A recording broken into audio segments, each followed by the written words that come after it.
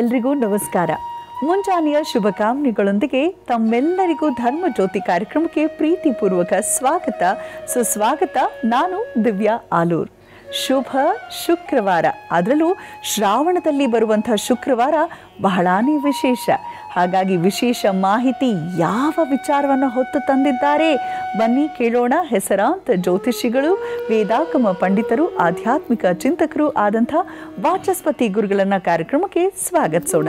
ಗುರುಗಳೇ ನಮಸ್ಕಾರ, ಕಾರ್ಯಕ್ರಮಕ್ಕೆ ನಲ್ಮೆಯ ಸ್ವಾಗತ ತಮಗೆ. ನಮಸ್ಕಾರ ಮತ್ತು ಧನ್ಯವಾದ. ಶುಕ್ರವಾರದ ಈ ಶುಭ ದಿನ ವಿಶೇಷವಾದ ವಿಚಾರ ಖಂಡಿತ ನೀವು ನಮ್ಮೆಲ್ಲರಿಗೂ ತಿಳಿಸಲಿದ್ದೀರಾ ಅಂತ ಗೊತ್ತು. ಮೊದಲಿಗೆ ಪಂಚಾಂಗ ಶ್ರವಣ ಮಾಡೋಣವಾ ಗುರುಗಳೇ? ಓಂ ಶರಣಾಗತ ದೀನಾರ್ಥ ಪರಿತ್ರಾಣ ಪರಾಯಣೆ ಸರ್ವಸ್ಯಾರ್ಥ ಹರೇ ದೇವಿ ನಾರಾಯಣ ನಮೋಸ್ತುತೆ. ಯಾ ದೇವಿ ಸರ್ವಭೂತೇಷು ಲಕ್ಷ್ಮೀ ರೂಪೇಣ ಸಂಸ್ಥಿತ. ನಮಸ್ತಸ್ಯೈ ನಮಸ್ತಸ್ಯೈ ನಮಸ್ತಸ್ಯೈ ನಮೋ ನಮಃ. ನಮಃ ಶಾಂತಾಯ ದಿವ್ಯಾಯ ಸತ್ಯಧರ್ಮಸ್ವರೂಪಿಣೆ ಸ್ವಾನಂದಾಮೃತ ತೃಪ್ತಾಯ ಶ್ರೀಧರಾಯ ನಮೋ ನಮಃ. ಓಂ. ನಮ್ಮೆಲ್ಲ ಆತ್ಮೀಯರಾಗಿರ್ತಕ್ಕಂಥ ಧರ್ಮಜ್ಯೋತಿ ಕಾರ್ಯಕ್ರಮದ ಸಮಸ್ತ ವೀಕ್ಷಕರೇ, ನಿಮಗೆಲ್ಲರಿಗೂ ಕೂಡ ಇವತ್ತಿನ ಕಾರ್ಯಕ್ರಮಕ್ಕೆ ಸ್ವಾಗತವನ್ನು ಕೋರ್ತೇನೆ. ಜೊತೆಯಲ್ಲಿ ಯಾರ್ಯಾರು ಆಗಸ್ಟ್ ತಿಂಗಳ ಈ 1ನೇ ತಾರೀಕಿನ ದಿವಸ ನಿಮ್ಮ ಹುಟ್ಟಿದ ಹಬ್ಬ ಮತ್ತು ವಿವಾಹ ವಾರ್ಷಿಕೋತ್ಸವಾದಿ ಸಂಭ್ರಮಾಚರಣೆಯಲ್ಲಿದ್ದೀರಿ, ನಿಮಗೆಲ್ಲರಿಗೂ ಕೂಡ ಶುಭಾಶಯಗಳು. ಭಗವಂತ ನಿಮ್ಮೆಲ್ಲರ ಸಂಕಟಗಳನ್ನು ದೂರ ಮಾಡಿ ನಿಮಗೆ ಸುಖ ಶಾಂತಿ ನೆಮ್ಮದಿಯನ್ನು ಅನುಗ್ರಹಿಸಲಿ ಅಂಥೇಳಿ ಅವನನ್ನು ಪ್ರಾರ್ಥನೆ ಮಾಡ್ತಾ ಇವತ್ತಿನ ಪಂಚಾಂಗದ ಕಡೆಗೆ ಮೊದಲು ಗಮನ ಕೊಡೋಣ. ಇವತ್ತು ಸ್ವಸ್ತಿ ಶ್ರೀ ವಿಶ್ವಾವಸುನಾಮ ಸಂವತ್ಸರದ ದಕ್ಷಿಣಾಯನ ವರ್ಷ ಋತು ಶ್ರಾವಣ ಮಾಸದ ಶುಕ್ಲ ಪಕ್ಷದ ಅಷ್ಟಮಿಯ ದಿವಸ ಶುಕ್ರವಾರ. ಇವತ್ತು ಸ್ವಾತಿ ನಕ್ಷತ್ರ ಇದೆ, ಅಂದರೆ ತುಲಾ ರಾಶಿಯಲ್ಲಿ ಚಂದ್ರನ ಸಂಚಾರ ಇದೆ. ಶುಭ ಅನ್ನುವಂತಹ ಒಂದು ಯೋಗ ಇದೆ. ಆರಂಭದಲ್ಲಿ ನಮ್ಮ ದಿವ್ಯಮ್ಮ ಹೇಳಿದಾಗೆ ಶುಭ ಶುಕ್ರವಾರ, ಶುಭ ಯೋಗದ ಶುಕ್ರವಾರ, ಗರಜ ಕರ್ಣ ಇರತಕ್ಕಂಥದ್ದು ಇವತ್ತಿನ ಪಂಚಾಂಗ. ಇನ್ನು ಇವತ್ತಿನ ಗ್ರಹ ಸ್ಥಿತಿಯನ್ನು ಯೋಚನೆ ಮಾಡಿದಾಗ ಮೇಷ ವೃಷಭ ರಾಶಿಗಳಲ್ಲಿ ಯಾವುದೇ ಗ್ರಹ ಸಂಚಾರ ಇಲ್ಲ. ಮಿಥುನದಲ್ಲಿ ಗುರು ಶುಕ್ರರು, ಕರ್ಕಾಟಕದಲ್ಲಿ ಬುಧಾದಿತ್ಯರು, ಸಿಂಹದಲ್ಲಿ ಕೇತು, ಕನ್ಯಾ ರಾಶಿಯಲ್ಲಿ ಮಂಗಳ, ತುಲಾ ರಾಶಿಯಲ್ಲಿ ಚಂದ್ರ, ವೃಶ್ಚಿಕ ಧನು ಮಕರ ರಾಶಿಗಳಲ್ಲಿ ಯಾವುದೇ ಗ್ರಹ ಸಂಚಾರ ಇಲ್ಲ. ಕುಂಭರಾಶಿಯಲ್ಲಿ ರಾಹು ಮತ್ತು ಮೀನ ರಾಶಿಯಲ್ಲಿ ಶನೈಶ್ಚರ ಇರತಕ್ಕಂಥದ್ದು ಇವತ್ತಿನ ಪಂಚಾಂಗ. ಗುರುಗಳೇ, ಮೊದಲ 4 ರಾಶಿಗಳಿಗೆ ಶುಕ್ರವಾರ ಶುಭದಾಯಕವಾಗಿದೆಯಾ ಅಥವಾ ಸ್ವಲ್ಪ ಎಚ್ಚರಿಕೆ ವಹಿಸಬೇಕಾ? ದಯಮಾಡಿ ತಿಳಿಸ್ಕೊಡಿ. ಮೊದಲನೇದಾಗಿ ಮೇಷರಾಶಿ. ಮೇಷರಾಶಿಯವರಿಗೆ ಇವತ್ತಿನ ದಿನ ಚೆನ್ನಾಗಿದೆ. ಚತುರ್ಥಾಧಿಪತಿ ಆಗಿರತಕ್ಕಂತಹ ಚಂದ್ರ ಸಪ್ತಮದಲ್ಲಿರ್ತಕ್ಕಂಥದ್ದು ಮತ್ತು ಚತುರ್ಥದಲ್ಲಿರ್ತಕ್ಕಂಥ ಬುಧಾದಿತ್ಯ ಯೋಗ. ವ್ಯಾಪಾರ ವ್ಯವಹಾರಗಳಲ್ಲಿ ಕುಶಲರು, ವ್ಯವಹಾರಗಳನ್ನು ಚೆನ್ನಾಗಿ ನಡೆಸುವಂತಹ ಸಾಮರ್ಥ್ಯ ಇರತಕ್ಕಂಥವರು, ಭಾವನಾತ್ಮಕವಾಗಿ ಕೌಟುಂಬಿಕವಾದ ನಿರ್ವಹಣೆಯನ್ನು ಮಾಡೋದರಲ್ಲಿ ಸಿದ್ಧಹಸ್ತರು. ಇವೆಲ್ಲ ಕ್ವಾಲಿಟಿಗಳು ಇದ್ದರೂ ಕೂಡ 6ನೇ ರಾಶಿಯಲ್ಲಿ ಇರ್ತಕ್ಕಂಥ ಮಂಗಳ ಆಗಾಗ ಕೋಪಿಗಳು ಕೂಡ ಹೌದು. ಕೋಪ ಒಳ್ಳೆಯದೇ, ಆದರೆ ಆ ಕೋಪದ ಪರಿಣಾಮ ಏನು ಅನ್ನೋದನ್ನ ಯೋಚನೆ ಮಾಡ್ತಕ್ಕಂಥದ್ದು ತುಂಬ ಒಳ್ಳೆಯದು. ಕೋಪಿಷ್ಠರಾಗೋದು ಸಹಜ, ಆದರೆ ನಮ್ಮ ಉದ್ಧಾರಕ್ಕಾಗದು ಬಳಕೆಯಾದರೆ ತುಂಬ ಒಳ್ಳೆಯದು. ಹಾಗಾಗಿ ಮೇಷರಾಶಿಯವರು ಇದೆಲ್ಲ ವಿಚಾರಗಳನ್ನು ತಿಳಿಸಿದ್ದೀನಿ, ಯೋಚನೆ ಮಾಡುವಂಥದ್ದು ಉತ್ತಮ. ಅಷ್ಟಮಾಧಿಪತಿ ಆಗಿರತಕ್ಕಂಥ ನಿಮ್ಮ ರಾಶ್ಯಾಧಿಪತಿ ಕೂಡ ಹೌದು, ಅವನು ಶತ್ರುಕ್ಷೇತ್ರಸ್ಥನಾಗಿರ್ತಕ್ಕಂಥದ್ದು. ಮಾನಸಿಕವಾಗಿ ಸ್ವಲ್ಪ ಬೇಸರ, ದುಃಖ ಅಥವಾ ಕೆಲವು ಶತ್ರುಗಳು, ಮನೆಯವರೇ ಶತ್ರುಗಳಾಗ್ತಕ್ಕಂಥದ್ದು ಇತ್ಯಾದಿ ಕೆಲವು ಲಕ್ಷಣಗಳು ಕಾಣಿಸುತ್ತೆ. ಆದರೆ ಇದು ತಾತ್ಕಾಲಿಕವಾದಂಥ ಒಂದು ಫಲ, ಶಾಶ್ವತವಾದ್ದಲ್ಲ. ಚಿಂತೆ ಮಾಡಬೇಡಿ. ಕೌಟುಂಬಿಕವಾಗಿರತಕ್ಕಂತಹ ಸಾಮರಸ್ಯಕ್ಕೋಸ್ಕರವಾಗಿ ರಾಶ್ಯಾಧಿಪತಿಯು ಅಷ್ಟಮಾಧಿಪತಿಯು ಆಗಿರತಕ್ಕಂತಹ ಷಷ್ಠದಲ್ಲಿರ್ತಕ್ಕಂಥ ಬುಧಸ್ಥಾನದಲ್ಲಿರ್ತಕ್ಕಂಥ ದೇವತೆ ಯಾರು ಅಂತ ನೋಡಿದರೆ ಇವತ್ತು ಅನಂತ ಪದ್ಮನಾಭ ಸ್ವಾಮಿ. ಧ್ಯಾನ ಮಾಡಿಕೊಳ್ಳಿ, ಶುಭವಾಗಲಿ. ಮುಂದಿಂದು ವೃಷಭ ರಾಶಿ. ವೃಷಭ ರಾಶಿಯವರಿಗೆ ಕೂಡ ಇವತ್ತಿನ ದಿನ ಚೆನ್ನಾಗಿದೆ. ಪಂಚಮದಲ್ಲಿರ್ತಕ್ಕಂತಹ ಮಂಗಳನಿಂದಾಗಿ ಸ್ವಲ್ಪ ಮಟ್ಟಿನ ಅಗ್ನಿಯ ವಿಚಾರದಲ್ಲಿ ಎಚ್ಚರಿಕೆ ಬೇಕು. ದೇವರ ದೀಪ ಹಚ್ಚುವಾಗಿರಬಹುದು, ಅಥವಾ ಅಡುಗೆ ಮಾಡ್ತಕ್ಕಂಥ ಸಂದರ್ಭದಲ್ಲಿರಬಹುದು, ಅಥವಾ ಬೇರೆ ಬೇರೆ ಜಾಗದಲ್ಲಿ ಇರಬಹುದು. ಯಾರು ಅಗ್ನಿಯ ಜೊತೆಯಲ್ಲಿ ಇವತ್ತು ಕೆಲಸವನ್ನು ಮಾಡೋರು, ಬೆಂಕಿ ಸಂಬಂಧವಾಗಿ ಕೆಲಸವನ್ನು ಮಾಡ್ತಕ್ಕಂಥವ್ರು ಯಾರಿದ್ದೀರಿ, ವೃಷಭ ರಾಶಿಯವರು ಸ್ವಲ್ಪ ಎಚ್ಚರಿಕೆ ವಹಿಸ್ತಕ್ಕಂಥದ್ದು ಸೂಕ್ತ. ಜೊತೆಯಲ್ಲಿ ನೀರನ್ನು, ಅಗ್ನಿಯನ್ನು ಶಮನ ಮಾಡ್ತಕ್ಕಂಥ ವಸ್ತು ಅಂಥೇಳಿ ನಾವೆಲ್ಲ ತಿಳುವಳಿಕೆ ಇರತಕ್ಕಂಥದ್ದೇ ನಮಗೆ. ಅಂದರೆ ನೀರಿನಿಂದಾಗಿ ಅಗ್ನಿಯ ಶಮನವಾಗ್ತದೆ ಅಂಥೇಳಿ. ಹಾಗಾಗಿ ಜ್ವಾಲಾದೋಷ ಅಂತ ಹೇಳ್ತೇವೆ. ಆ ಒಂದು ಜ್ವಾಲಾದೋಷ ನಿವೃತ್ತಿಗೋಸ್ಕರವಾಗಿ ಈಶಾನ್ಯ ಭಾಗದಲ್ಲಿ, ನಿಮ್ಮ ಮನೆಯ ಈಶಾನ್ಯ ಭಾಗದಲ್ಲಿ ಒಂದು ಪಾತ್ರೆಯಲ್ಲಿ ನೀರನ್ನು ಇಟ್ಟು ಆ ನೀರಿಗೆ ಒಂದು ಪೂಜೆಯನ್ನು ಮಾಡಿ, ಜ್ವಾಲಾದೋಷ ಬೇನೇ ಇದ್ದರೂ ಇವತ್ತು ನಿವೃತ್ತಿ ಆಗಲಿ ಅಂತೇಳಿ ಅಲ್ಲೇ ಇಟ್ಟು ಬಿಡ್ತಕ್ಕಂಥದ್ದು. ಹಾಗೆ ಬಿಟ್ಟುಬಿಡೋದು. ಯಾರು ಎತ್ಕೊಂಡು ಹೋಗ್ಬಿಟ್ಟು ಏನು ಮಾಡೋದು ಗುರೂಜಿ? ಅದ್ರ ಬಗ್ಗೆ ಎಚ್ಚರಿಕೆ ವಹಿಸಬೇಕಾದ ಜವಾಬ್ದಾರಿ ನಿಮ್ಮದು. ನಾವು ಬಂದು ಕಾವಲು ಕಾಯೋಕ್ಕಾಗ್ತದೆಯೇ? ಅಥವಾ ಅದೇನಾದರೂ ಬೇರೆ ಯಾರು ಎತ್ಕೊಂಡು ಹೋಗದೇ ಇರತಕ್ಕಂಥ ವಸ್ತುವಿನಲ್ಲಿ ಏನರಲ್ಲಿ ಇಡ್ಬೋದು, ಅದನ್ನು ನೀವು ಯೋಚನೆ ಮಾಡ್ಕೊಳ್ಳಿ. ತೆಂಗಿನಕಾಯಿ ಚಿಪ್ಪದಲ್ಲಿಟ್ಟರೂ ಕೂಡ ಬರ್ತದೆ, ಎತ್ಕೊಂಡು ಹೋದ್ರೆ ಏನು ಬೇಸರ ಆಗೋದಿಲ್ಲ. ಸಲಹೆ ಕೊಡುವಾಗ ಹೀಗೆ ಕೊಡ್ತೇವೆ ನಾವು. ಯೋಚನೆ ಮಾಡಿ ತೀರ್ಮಾನ ಮಾಡಿ. ಶುಭವಾಗಲಿ ಮುಂದೆಂದು ಮಿಥುನ ರಾಶಿ. ಮಿಥುನ ರಾಶಿಯವರಿಗೆ ಇವತ್ತಿನ ದಿನ ಚೆನ್ನಾಗಿದೆ. ಪಂಚಮ ಭಾವದಲ್ಲಿ ದ್ವಿತೀಯಾಧಿಪತಿಯ ಸಂಚಾರ ಇರತಕ್ಕಂಥದ್ದು, ರಾಶಿಯಲ್ಲೇ ಇರತಕ್ಕಂಥ ಗುರು ಕೂಡ ಹೌದು. ದಿನ ಚೆನ್ನಾಗಿದೆ. 4ನೇ ರಾಶಿಯಲ್ಲಿ ಮಂಗಳ ಇರತಕ್ಕಂಥದ್ದು. ಹಾಗಂಥೇಳಿ ಅವನು ಭೂಕಾರಕ ಆಗಿರೋದ್ರಿಂದ ರಿಯಲ್ ಎಸ್ಟೇಟ್ ಇತ್ಯಾದಿ ಭೂಮಿ ಸಂಬಂಧ ವ್ಯವಹಾರ ಮಾಡ್ತಕ್ಕಂಥವರಿಗೆ ಸ್ವಲ್ಪ ಮಟ್ಟಿನ ಬಾಧೆ, ನಷ್ಟ, ದುಡ್ಡು ಕಾಸಿನ ವಿಚಾರದಲ್ಲಿ ಕೂಡ ಪೂರ್ಣ ಪ್ರಮಾಣದ ಲಾಭಾಂಶಗಳ ಕೊರತೆ ಆಗ್ತಕ್ಕಂಥ ಲಕ್ಷಣಗಳು ಇರೋದರಿಂದ ಹಣಕಾಸಿನ ವಿಷಯದಲ್ಲಿ ಸ್ವಲ್ಪ ಬೇಸರ ಆಗಬಹುದು. ಯಾರಿಗೆ? ವಿಶೇಷವಾಗಿ ರಿಯಲ್ ಎಸ್ಟೇಟ್ ಭೂಮಿ ಸಂಬಂಧ ವ್ಯವಹಾರ. ಬರೀ ಅದೊಂದೇ ಅಲ್ಲ, ರಿಯಲ್ ಎಸ್ಟೇಟ್ ಒಂದೇ ಅಲ್ಲ, ಎಕ್ಸಾಂಪಲ್ ಕೊಟ್ಟಿದ್ದ ಅಷ್ಟೇ. ಭೂಮಿ ಸಂಬಂಧ ವ್ಯವಹಾರ ಮಾಡ್ತಕ್ಕಂಥವರಿಗೆ, ಕೃಷಿಕರಿಗೆ ಕೂಡ ಇದು ಅನ್ವಯಿಸುತ್ತೆ. ಹಾಗಾಗಿ ಇದನ್ನು ಸರಿಯಾದ ರೀತಿಯಲ್ಲಿ ವ್ಯವಸ್ಥೆ ಮಾಡ್ಕೊಳ್ಳಿ. ಭೂದೇವಿಯನ್ನೇ ಪ್ರಾರ್ಥನೆ ಮಾಡ್ಕೊಳ್ತಕ್ಕಂಥದ್ದು ಅಥವಾ ಭೂವರಾಹ ಸ್ವಾಮಿ, ವರಾಹ ಸಹಿತನಾಗಿರ್ತಕ್ಕಂತಹ ಆ ಭೂದೇವಿ ಏನಿದ್ದಾಳೆ ಆ ತಾಯಿಯನ್ನು ಆರಾಧನೆ ಮಾಡ್ತಕ್ಕಂಥದ್ದು ಸೂಕ್ತ. 4ನೇದು ಕಟಕ ರಾಶಿ. ಕಟಕ ರಾಶಿಯವರಿಗೆ ಕೂಡ ಇವತ್ತಿನ ದಿನ ಚೆನ್ನಾಗಿಯೇ ಇದೆ. 3ನೇ ರಾಶಿಯಲ್ಲಿರ್ತಕ್ಕಂತಹ ನಿಮ್ಮ ಕರ್ಮಾಧಿಪತಿ ಯಾರು ವಿಕ್ರಮಸ್ಥಾನ ಮತ್ತು ಪಂಚಮಸ್ಥಾನ ಮತ್ತು ಕರ್ಮಸ್ಥಾನಕ್ಕೆ ಸಂಬಂಧಪಟ್ಟಿರ್ತಕ್ಕಂಥ ಒಂದು ಯೋಗ, ಅಂದರೆ ಪೂರ್ವಪುಣ್ಯ ಸ್ಥಾನ, ಪುಣ್ಯದ ಬಲದಿಂದಾಗಿ ಕರ್ಮ ಸಾಧನೆಯನ್ನು ಮಾಡಬೇಕು ಅನ್ನುವಂಥ ಮನಸ್ಥಿತಿ ಇರ್ತಕ್ಕಂಥವ್ರು ಅಂತ ತಗೊಳ್ಳಿ. ಆವಾಗ ಎಲ್ಲವೂ ಸೇರ್ಕೊಂಡು ಬಂತು ಒಂದೇ ವಿಚಾರದಲ್ಲಿ. ಹಾಗಾಗಿ ನನ್ನ ಒಂದು ಯೋಗದಿಂದಾಗಿ ನಾನಿವತ್ತು ಈ ಮಟ್ಟದಲ್ಲಿ ಬೆಳೆದಿದ್ದೇನೆ ಅನ್ನುವಂಥ ಅಭಿಪ್ರಾಯದಲ್ಲಿರ್ತಕ್ಕಂತಹ ಸ್ವಾಭಿಮಾನಿ ಜನ ಏನಿದ್ದೀರಿ ಅಂಥವರಿಗೆ ಇವತ್ತಿನ ದಿನ ಅದ್ಭುತವಾದಂಥ ಫಲಗಳನ್ನು ಹೊಂದತಕ್ಕಂಥ ದಿನ.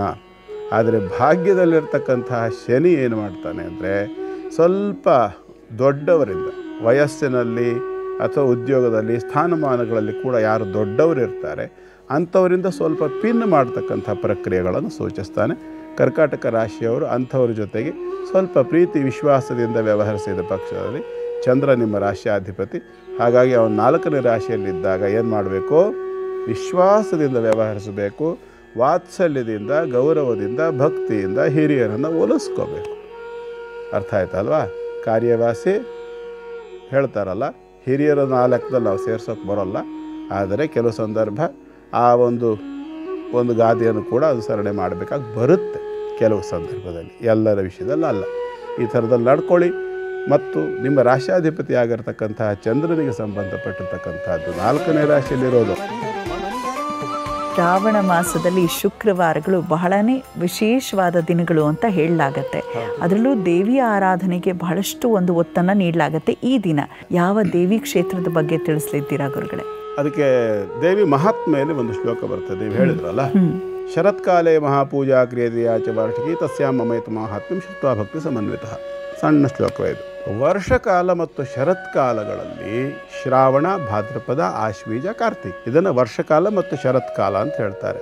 ಅಂದರೆ ತೀವ್ರವಾಗಿರ್ತಕ್ಕಂಥ ಮಳೆಗಾಲ ಮತ್ತು ಮಳೆ ನಿತ್ತರು ಮರದ ಹನಿ ಬಿಡೋದು ಏಗಿಳಿ ಯಾರು ಕೇಳಿದಿರಲ್ಲ, ಹೌದು, ಹಾಗೆ ಮಳೆ ನಿತ್ತರೂ ಕೂಡ ಮರದಿಂದ ಬೀಳ್ತಕ್ಕಂಥ ಹನಿ ಹಾಗೆ ಸ್ವಲ್ಪವಾಗಿ ಮಳೆಯ ತೀವ್ರತೆ ಕಡಿಮೆ ಆಗ್ತಕ್ಕಂಥ ಕಾಲ, ಭೂಮಿ ಚಿಗುರ್ತಕ್ಕಂಥ ಕಾಲ, ಫಸಲು ಕಟ್ತಕ್ಕಂಥ ಕಾಲ.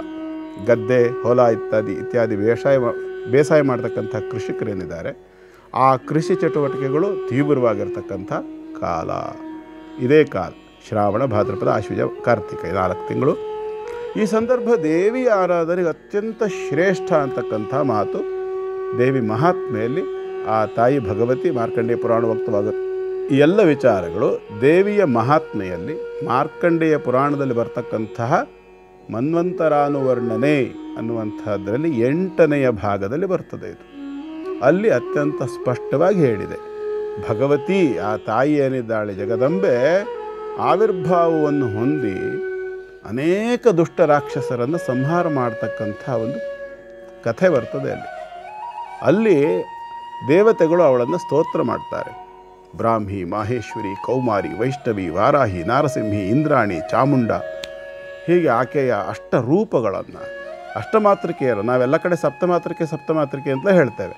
ಆದರೆ ಮಾತೃಕೆಯರು ಮಾರ್ಕಂಡೇಯ ಪುರಾಣದ ಪ್ರಕಾರ 7 ಅಲ್ಲ 8, ಸಪ್ತಮಾತೃಕೆಯರು ಅಲ್ಲ, ಅಷ್ಟಮಾತೃಕೆಯರು ಅಂತ ಅರ್ಥ. ಈ ಸಪ್ತಮಾತೃಕೆಯರಲ್ಲಿ ಏನು ಮಾಡ್ತಾರೆ, ನಾರಸಿಂಹೆಯನ್ನು ಬಿಡ್ತಾರೆ. ಬ್ರಾಹ್ಮಿ, ಮಾಹೇಶ್ವರಿ, ಕೌಮಾರಿ, ವೈಷ್ಣವಿ, ವಾರಾಹಿ, ಚಾಮುಂಡ, ಇಂದ್ರಾಣಿ ಅಂತ ಹೇಳ್ಬಿಡ್ತಾರೆ. ಆದರೆ ವಾಸ್ತವಾಂಶ ದೇವಿಯ ಮಹಾತ್ಮೆಯಲ್ಲಿರ್ತಕ್ಕಂಥದ್ದು ಬ್ರಾಹ್ಮಿ, ಮಾಹೇಶ್ವರಿ, ಕೌಮಾರಿ, ವೈಷ್ಣವಿ, ವಾರಾಹಿ, ನಾರಸಿಂಹಿ, ಚಾಮುಂಡ ಮತ್ತು ಇಂದ್ರಾಣಿ ಅಥವಾ ಚಾಮುಂಡ, ಹಿಂದೆ ಮುಂದೆ ಕೂಡ ಹೇಳ್ತಕ್ಕಂಥ ಕ್ರಮ ಉಂಟು. ಈ ರೀತಿಯಾಗಿ ಅಷ್ಟಮಾತೃಕಾ ರೂಪ ಅಂಥೇಳಿ ಯಾವ ರೂಪವನ್ನು ಆರಾಧನೆ ಮಾಡಿದರೂ ಬರ್ತದೆ. ಈಗ ನಾವು ಕ್ಷೇತ್ರಕ್ಕೆ ಹೋಗೋಣ. ಈ ಕ್ಷೇತ್ರ ಎಲ್ಲಿದೆ, ಯಾವ ರೂಪ, ಏನು ವಿಶೇಷ ಅಂತಕ್ಕಂಥದ್ದು ನೋಡೋಣ. ಇದರಲ್ಲಿ ಮುಖ್ಯವಾಗಿರ್ತಕ್ಕಂಥದ್ದು ಏನಂತಂದರೆ, ಈ ಒಂದು ರೂಪ ಎಲ್ಲಿದೆ, ಪಶ್ಚಿಮ ಘಟ್ಟದಲ್ಲಿದೆ. ನಾವು ಹಿಂದೆ ಒಂದು ಶನಿವಾರದ ಒಂದು ಎಪಿಸೋಡ್ನಲ್ಲಿ ಬಂಗಾರಮಕ್ಕಿ ಗೇರಸೊಪ್ಪ ಆಂಜನೇಯ ದೇವಸ್ಥಾನದ ಬಗ್ಗೆ ಮಾತಾಡಿದ್ವಿ. ಆ ಆಂಜನೇಯನ ಸನ್ನಿಧಾನದಿಂದ ಸರಿಸುಮಾರು ಒಂದು 15 ಕಿಲೋಮೀಟರ್ ಅಂತರದಲ್ಲಿರ್ತಕ್ಕಂಥ ಒಂದು ದೇವಸ್ಥಾನ ಇದು. ಬೆಟ್ಟದ ಮೇಲಿರ್ತಕ್ಕಂಥದ್ದು ದುರ್ಗಾ ಪರಮೇಶ್ವರಿಯ ದೇವಸ್ಥಾನ. ದೇವಸ್ಥಾನದ ಕಾವಲಿಗೋಸ್ಕರವಾಗಿ ತನ್ನ ವಾಹನವನ್ನೇ ಇಟ್ಕೊಂಡಿರ್ತಕ್ಕಂಥದ್ದು. ಆ ದೇವಸ್ಥಾನದ ಆವರಣದಲ್ಲಿ ಯಾವ ಕಳ್ಳತನ ಮಾಡಲಿಕ್ಕೆ ಯಾರಿಗೂ ಆಗದೇ ಇರತಕ್ಕಂಥ ಸ್ಥಿತಿ. ಕಾರಣ ಏನು ಅಂದರೆ, ದೇವಸ್ಥಾನದ ಆವರಣದಲ್ಲಿ ರಾತ್ರಿ ಹೊತ್ತು ಕಾವಲಿಗೆ ಮೃಗರಾಜರು ಬರ್ತಾರೆ. ಇವತ್ತಿಗೂ ಬರ್ತದೆ ಹುಲಿ. ದೇವಸ್ಥಾನದ ಆವರಣದಲ್ಲಿ ಬಂದು ಮಲ್ಕೊಳ್ತಾರೆ. 16 ಮೆಟ್ಟಿನ ಹುಲಿ ಅಂತಾರೆ. 16 ಮೆಟ್ಟಿನ ಹುಲಿ ಅಂತಂದರೆ ಆಲ್ಮೋಸ್ಟ್ 12 ಅಡಿ ಎತ್ತರ ಇರತಕ್ಕಂಥ ಹುಲಿ ಅಂತ. 12 ಅಡಿ ಎತ್ತರ ಇರತಕ್ಕಂಥ ಹುಲಿ ಅಂದರೆ ಅದರ ಪಂಜ ಸರಿಯಾಗಿ 2 ಕೈಗಳನ್ನು ಹೀಗಿಟ್ಟು ಎಷ್ಟು ಅಗಲ ಇರ್ತೀರಿ, ಇಷ್ಟು ಅಗಲದ ಹೆಜ್ಜೆ ಗುರುತನ್ನು ನೋಡಿದವರು ಇದ್ದಾರೆ ಅಲ್ಲಿ. ಅದು ಕೂಡ ನಿನ್ನೆ ಎಪಿಸೋಡ್ನಲ್ಲಿ ಬಂದ್ರಲ್ಲ ಶ್ರೀಧರ ಸ್ವಾಮಿಗಳವರು ಅಲ್ಲಿ ಕೂಡ ತಪಸ್ಸು ಮಾಡಿರ್ತಕ್ಕಂಥ ಜಾಗ ಕೂಡ ಹೌದು. ಅದು ಇದು ಪಶ್ಚಿಮ ಘಟ್ಟದ ಘಟ್ಟ ಪ್ರದೇಶದಲ್ಲಿ ನಮ್ಮ ಕರ್ನಾಟಕದಲ್ಲಿ ಹೊನ್ನಾವರದ ಸಮೀಪ ಇರತಕ್ಕಂಥ ಬೆಟ್ಟದ ಮೇಲೆ ಇರತಕ್ಕಂಥ ದುರ್ಗಾ ಪರಮೇಶ್ವರಿಯ ದೇವಸ್ಥಾನ ಕರಿಕಾನ ಪರಮೇಶ್ವರಿ ಅಂತ ಹೇಳ್ತಾರೆ. ಕರಿಕಾನ ಪರಮೇಶ್ವರಿ ಏನು ವಿಶೇಷ, ಯಾಕೆ ಕರಿಕಾನ ಪರಮೇಶ್ವರಿ ಈಗ ಕರಿಕಾನವಾಗಿ ಉಳಿದಿಲ್ಲ? ಕಾರಣ ಏನು ಅಂತಂದರೆ, ನಾವೇನು ಮಾಡ್ತೇವೆ, ನಮ್ಮ ಸ್ವಾರ್ಥಕ್ಕಾಗಿ, ನಮ್ಮ ಲಾಭಕ್ಕಾಗಿ ಇದ್ದಬದ್ದು ಕಾನ ಅಲ್ಲಿ ಅಂದ್ರೆ ಮಲೆನಾಡಲ್ಲಿ ಕಾನು ಅಂದ್ರೆ ಕಾಡು ಅಂತ. ಕರಿಕಾನ ಯಾಕೆ? ಅಷ್ಟು ಎತ್ತರದ ಅಷ್ಟು ದೊಡ್ಡ ಮರಗಳೆಲ್ಲ ಬೆಳೆದು ಇಡೀ ಕಾಡು ಕತ್ತಲಾಗಿರ್ತಿತ್ತು. ಕಾಡಿನ ಒಳಗಡೆ ಎಷ್ಟು ದಟ್ಟವಾಗಿರ್ತಕ್ಕಂಥ ಕಾಡು ಅಂದರೆ, ಅದರ ಆ ನೆಲದ ಮೇಲೆ ಸೂರ್ಯ ರಶ್ಮಿ ಕೂಡ ಬೀಳದೇ ಇರುವಷ್ಟು ಒಂದು ದಟ್ಟವಾಗಿರ್ತಕ್ಕಂಥ ಮರಗಳು. ಅಂಥ ಜಾಗ ಆಗಿದ್ದರಿಂದ ಅದನ್ನು ಕರಿಕಾನು, ಒಳಗಡೆ ನೆಲ ಕಾಣದೇ ಇರುವಷ್ಟು ಕತ್ತಲಿರ್ತಕ್ಕಂಥ ಕಾಡು. ಆ ಕಾಡಿನ ಮೇಲೆ ಬೆಟ್ಟದ ಮಧ್ಯಭಾಗದಲ್ಲಿ, ಅದು ಹೇಗೆ ವಿಚಿತ್ರ ಅಂದರೆ, ಪಶ್ಚಿಮ ಘಟ್ಟದ ಬೆಟ್ಟದ ಸಾಲು, ಕೆಳಗಡೆ ಇಳಿದ್ರೆ ಕರಾವಳಿ, ಮೇಲ್ಗಡೆ ಬಂದರೆ ಮಲೆನಾಡು, ಮಧ್ಯದ ಬೆಟ್ಟದ ಒಳಗಡೆಗೆ ಇರತಕ್ಕಂತಹ ಒಂದು ದೇವತಾ ಉದ್ಭವ ಸನ್ನಿಧಿ. ಅದು ಎಲ್ಲೇ ಇರಲಿ ದೇವತಾ ಸ್ವರೂಪಗಳು ಉದ್ಭವವಾಗ್ತಕ್ಕಂಥದ್ದು. ನಾನು ಯಾವಾಗಲೂ ಹಿಂದೆ ಒಂದು ಎಪಿಸೋಡ್ನಲ್ಲಿ ಹೇಳಿದ್ದೆ, ದೇವತಾ ಸ್ವರೂಪಗಳು, ಆ ಚೈತನ್ಯ ರೂಪಗಳು, ಅದು ಗಣಪತಿ ಇರಬಹುದು, ಶಿವ ಇರಬಹುದು, ವಿಷ್ಣು ಇರಬಹುದು, ದೇವಿ ಇರಬಹುದು, ಇವೆಲ್ಲವೂ ಸಹ ಉದ್ಭವ ರೂಪ ಅಂಥೇಳಿ ಬರ್ತಕ್ಕಂಥದ್ದು 100ಕ್ಕೆ 99 ಭಾಗ ಲಿಂಗ ರೂಪದಲ್ಲಾಗಿರ್ತದೆ. ಲಿಂಗ ಅಂತ ಅಂದ್ಕೂಡಲೇ ಈಶ್ವರ ಅಂಥೇಳಿ ಅಂದ್ಕೊಳ್ಳೋದು ನಮ್ಮಲ್ಲಿ ಸಹಜವಾಗಿ ಎಲ್ರಿಗೂ ಗೊತ್ತಿರ್ತಕ್ಕಂಥ ವಿಚಾರ ಅಲ್ವಾ. ಆದರೆ ಲಿಂಗ ಅಂತಂದರೆ ಪ್ರತೀಕ ಅಂತ ಅರ್ಥ. ಸಂಸ್ಕೃತದಲ್ಲಿ ಲಿಂಗ ಅಂದರೆ ಶಿವಲಿಂಗ, ಆ ಆಕಾರದ ಮೇಲಿರ್ತಕ್ಕಂಥ ರೂಪ ಅಂತೇಳಿ ಅದನ್ನು ತಿಳ್ಕೊಳ್ಳೋದಲ್ಲ. ಒಂದು ದೇವತಾ ತತ್ವದ ಪ್ರತೀಕ, ಸಾನ್ನಿಧ್ಯವನ್ನು ಹೊಂದಿರತಕ್ಕಂತಹ ಒಂದು ರೂಪ ಅಂತ ಅಷ್ಟೇ ತಿಳ್ಕೋಬೇಕು. ಹಾಗೆ ಅಲ್ಲಿರ್ತಕ್ಕಂತಹ ಆ ದೇವಿಯ ವಿಶೇಷವಾಗಿರ್ತಕ್ಕಂತಹ ಉದ್ಭವ ಸಾನ್ನಿಧ್ಯ, ಅಲ್ಲಿ ಇವತ್ತಿಗೂ ಜೀವಂತವಾಗಿರ್ತಕ್ಕಂತಹ ದೇವಿಯ ಒಂದು ವಾಹನ ಆ ಕ್ಷೇತ್ರದ ಸಂರಕ್ಷಣೆಯನ್ನು ಮಾಡ್ತಾ ಇರ್ತದೆ. ಬಹಳ ಅದ್ಭುತವಾಗಿರ್ತಕ್ಕಂಥ ಕ್ಷೇತ್ರ ದುರ್ಗಾ ಪರಮೇಶ್ವರಿಯ ಸನ್ನಿಧಾನ. ನೋಡಿದ್ದೇನೆ ನಾನು ಸ್ವತಃ. ಎಷ್ಟು ವಿಚಿತ್ರ ಅಂದರೆ, 2 ಘಟನೆಗಳನ್ನು ಹೇಳ್ತೀನಿ ಆ ಕ್ಷೇತ್ರಕ್ಕೆ ಸಂಬಂಧಪಟ್ಟು. ಒಂದು ಮೊದಲನೇ ಘಟನೆ ಏನಂತಂದರೆ, ಆ ಕ್ಷೇತ್ರದಲ್ಲಿ ಅದು ಕರಾವಳಿಯಲ್ಲಿ ಇರ್ತಕ್ಕಂಥ ಕ್ಷೇತ್ರ. ಅದು ಮೂಲತಃ ಅಂದರೆ ಹೊನ್ನಾವರ ತಾಲೂಕಿಗೆ ಬರ್ತದೆ. ಅದು ಆ ಕ್ಷೇತ್ರ ನಾವು ಘಾಟಿಯನ್ನು ಇಳಿದ ತತ್ಕ್ಷಣದಲ್ಲಿ ನಮಗೆ ಸಹಜವಾಗಿ ಸೆಕೆ ಆರಂಭ ಆಗ್ತದೆ. ಅಲ್ಲಿಯ ಒಂದು ವಾತಾವರಣ ಇರೋದೇ ಹಾಗೆ ಅಲ್ವಾ.